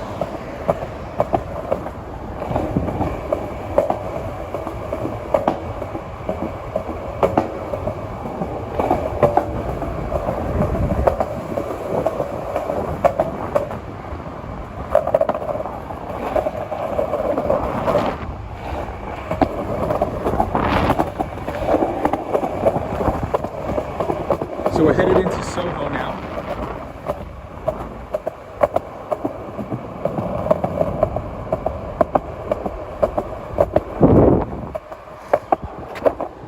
Wow, it is so hot here.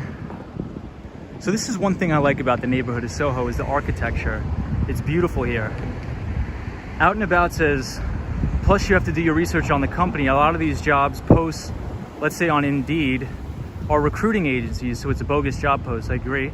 Employers like confidence in their employees. I agree with that, Joe Hernandez. Zap Bounce says, Tom, you gave a lot of great advice. I bet you are helping people in the chat. Yeah, I mean, that's just what works for me. And because I see what happens to a lot of my friends. They every time we hang out, they complain. They're like, oh man, I want to get a new position. I want to get a new job, but I need an MBA. I'm like, dude, you don't need an MBA. I know a ton of people who work in venture capital and private equity that don't have an MBA. They're just extremely aggressive people. You spend the 2 years in investment banking, you do the analyst thing, and if you want to move on, just apply. Don't think you need the MBA. What you can do is you can work at the venture capital firm and say, hey, I totally understand I don't have the MBA right now, but I'm willing to work my ass off for you, and I plan on getting the MBA while I'm working for your company at the same time. Sometimes you don't need the fancy degrees. Sometimes you just need to apply.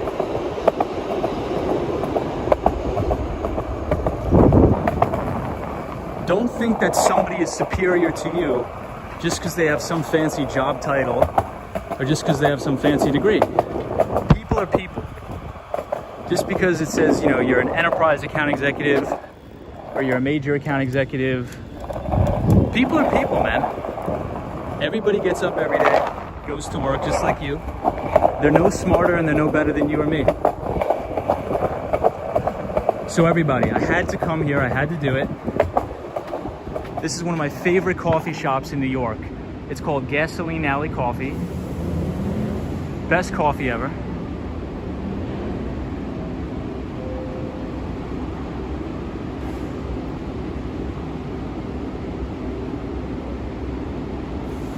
Mark Davis, is it who you know? Hey, photos from around New York says a lot of MBA programs are going all online. Thoughts on in-person versus online? I've been a big proponent of online education for a long time.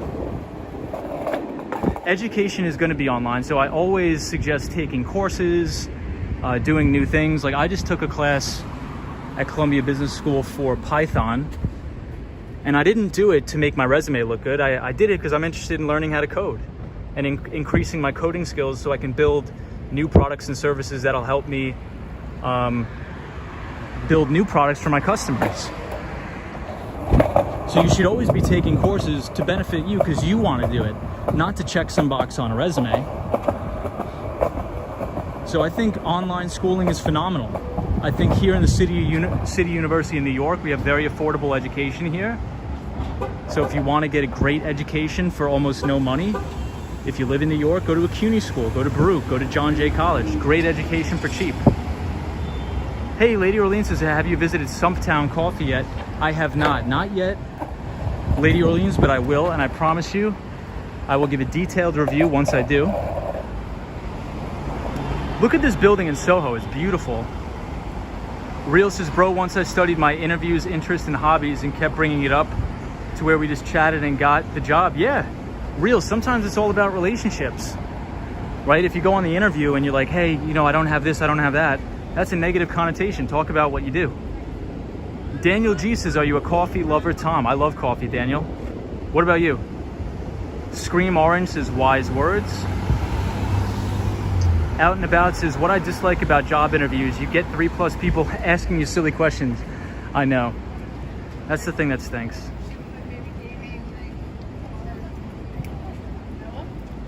Josh D, the best thing you can do is to network and meet people. Who you know is certainly more important than the qualifications or degree. I agree with that 100%. Especially in finance and investment banking, it's all about relationships, and especially it's in sales. Sales, you gotta have connections. Andrew says, when life gives you potholes, jump over them. I wish I could jump over them on a skateboard, I wish. Yeah, Mark Davis is reals, that's a true comment, I agree.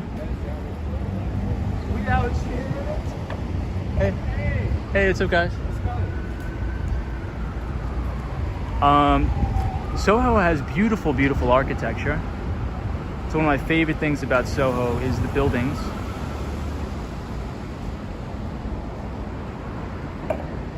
Cosmo says, I like your stoic attitude, Tom.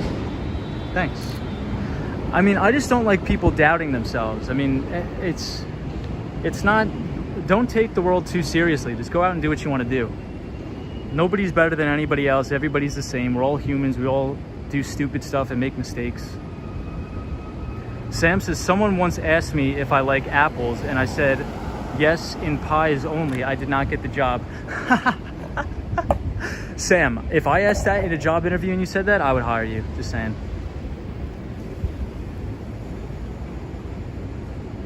Yeah, but online MBA programs I think are very good.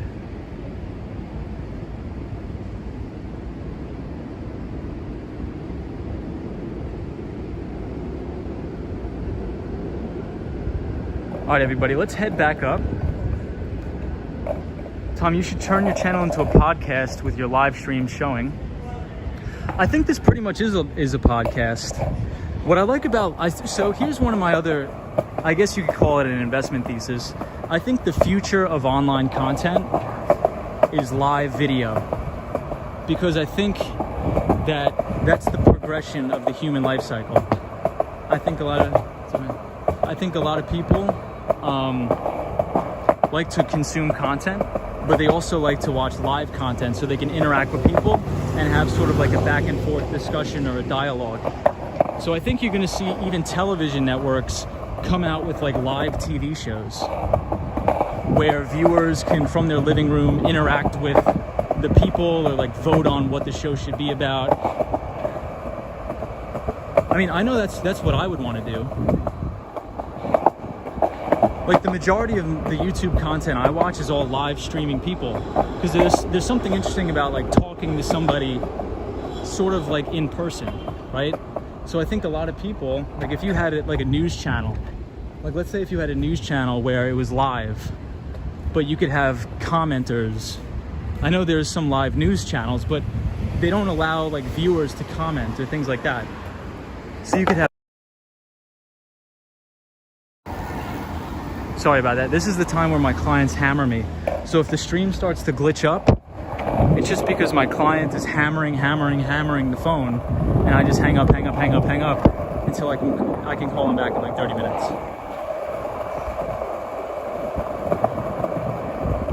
But yeah, I think the future of content is live.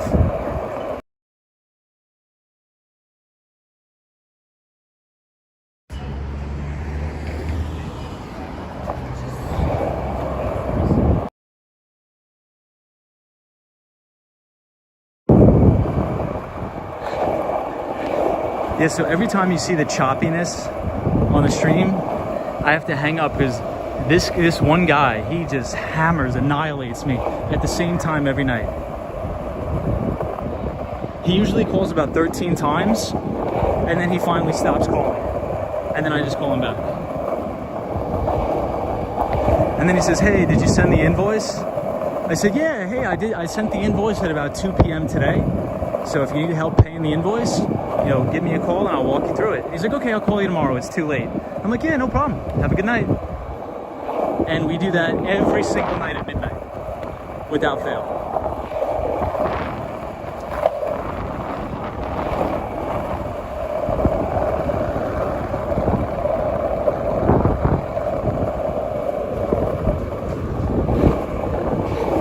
But he's a good guy. He's a really funny dude. One of my best clients that I've had for a long time.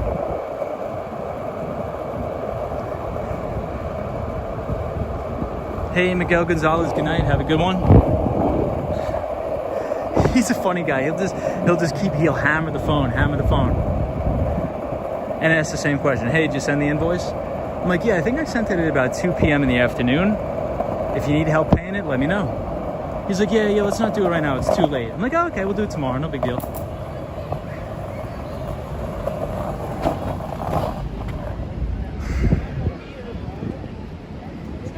What do you do for your clients? I do a lot of tech consulting. So like cloud migration. I sell a lot of software. Things like that. People never sleep nowadays. The sunshine after rain. Yep. Milan Sam says, where exactly are you in New York? Right now we are at Astor Place. I guess you could call this the East Village. We're near NYU and St. Mark's Place. Sunshine New York says, at least you are cool with it. Oh, I'm cool with it, everything. I tell my clients, I'm like 24/7, 365, you call me. I'm like, if you don't pick up, keep calling and then I'll call you back. All the Kmarts are closed down in Philly. Interesting.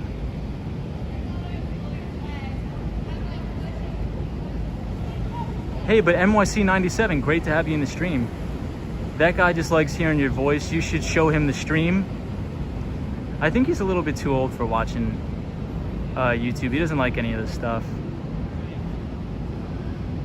All right, guys, but I think we're gonna call it a night. We've been going for about 2 hours and 53 minutes. I'm getting a little tired. It's about 100 degrees out, so. Are most of your clients, Tom, on national or international? I'm pretty excited about this, Mark. I actually just closed down a couple international clients. So I'm going to be doing a lot of consultancy work in Korea.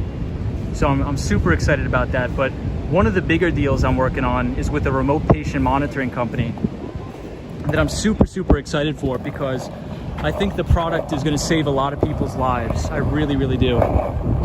So essentially we're having this remote patient monitoring device connect via Bluetooth to all of the necessary sort of tools that a patient would use. So like a glucose monitor, your pulse ox, and that automatically will route to the cloud in the doctor's electronic medical record system.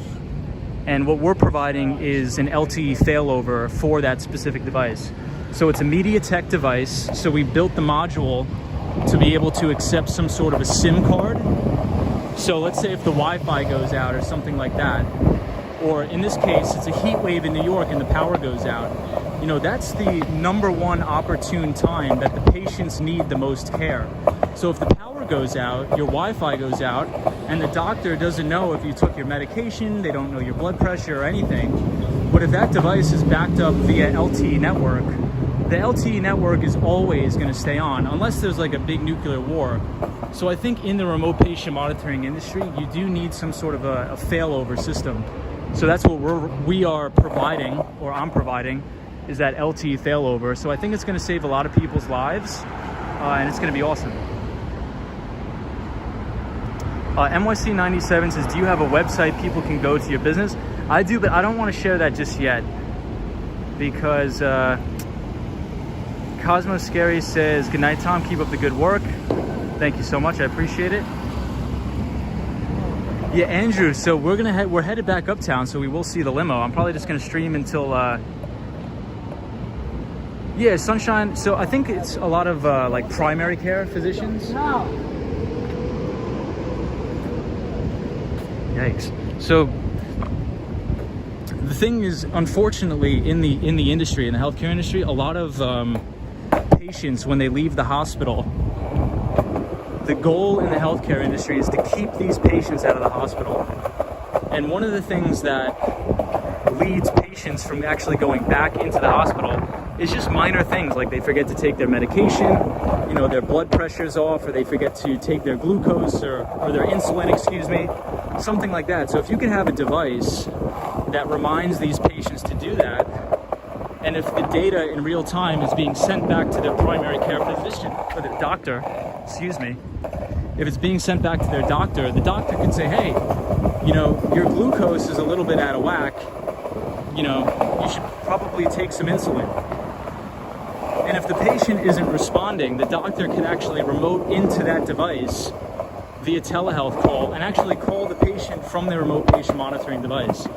So it's a really, really interesting startup company we're working with here in New York City, and I think it's going to do a lot of good. I mean, that's the goal, right? We want to create products and services that better serve people to make their lives better. I think that's the goal. I mean, at least for me, that's what I'm looking to do.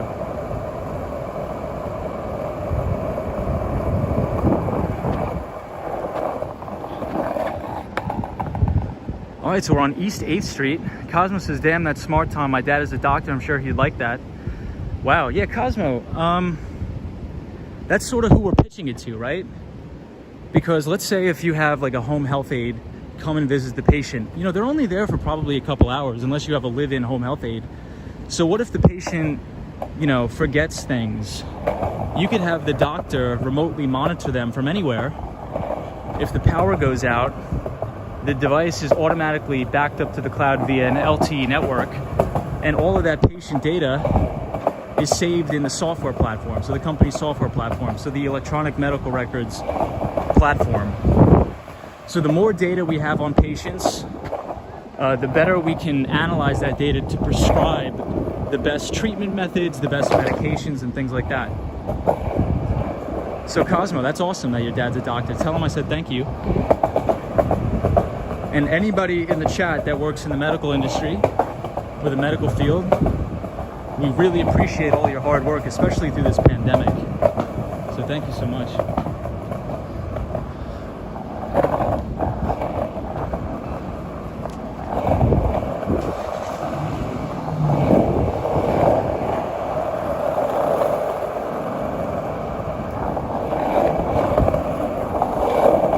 I'll read the comments in just 1 second, but this road is really terrible, so I just got to focus here.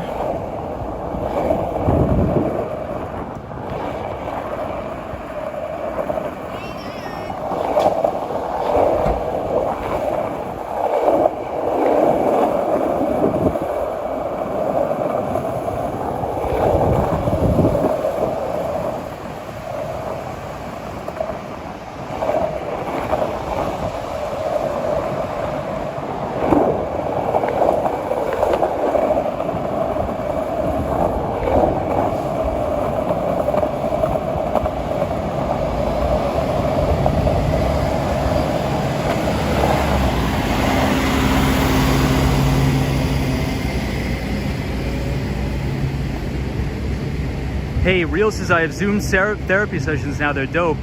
saves gas. Reels, that's awesome. That's phenomenal. Yeah, telemedicine is amazing. So a lot of people around the world suffer from mental health. So if we can get people the help that they need remotely, dude, that's a huge win, man. That's awesome. That's phenomenal. All right, everybody, I'm gonna end the stream here. I gotta get something to drink. It's hot as hell. But I appreciate everybody joining. Thank you so much. Feel free to subscribe if you like the videos.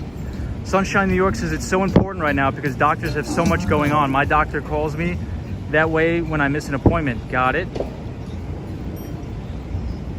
Tom, you need to create a website that you can share with your YouTube followers. Maybe someday, for sure.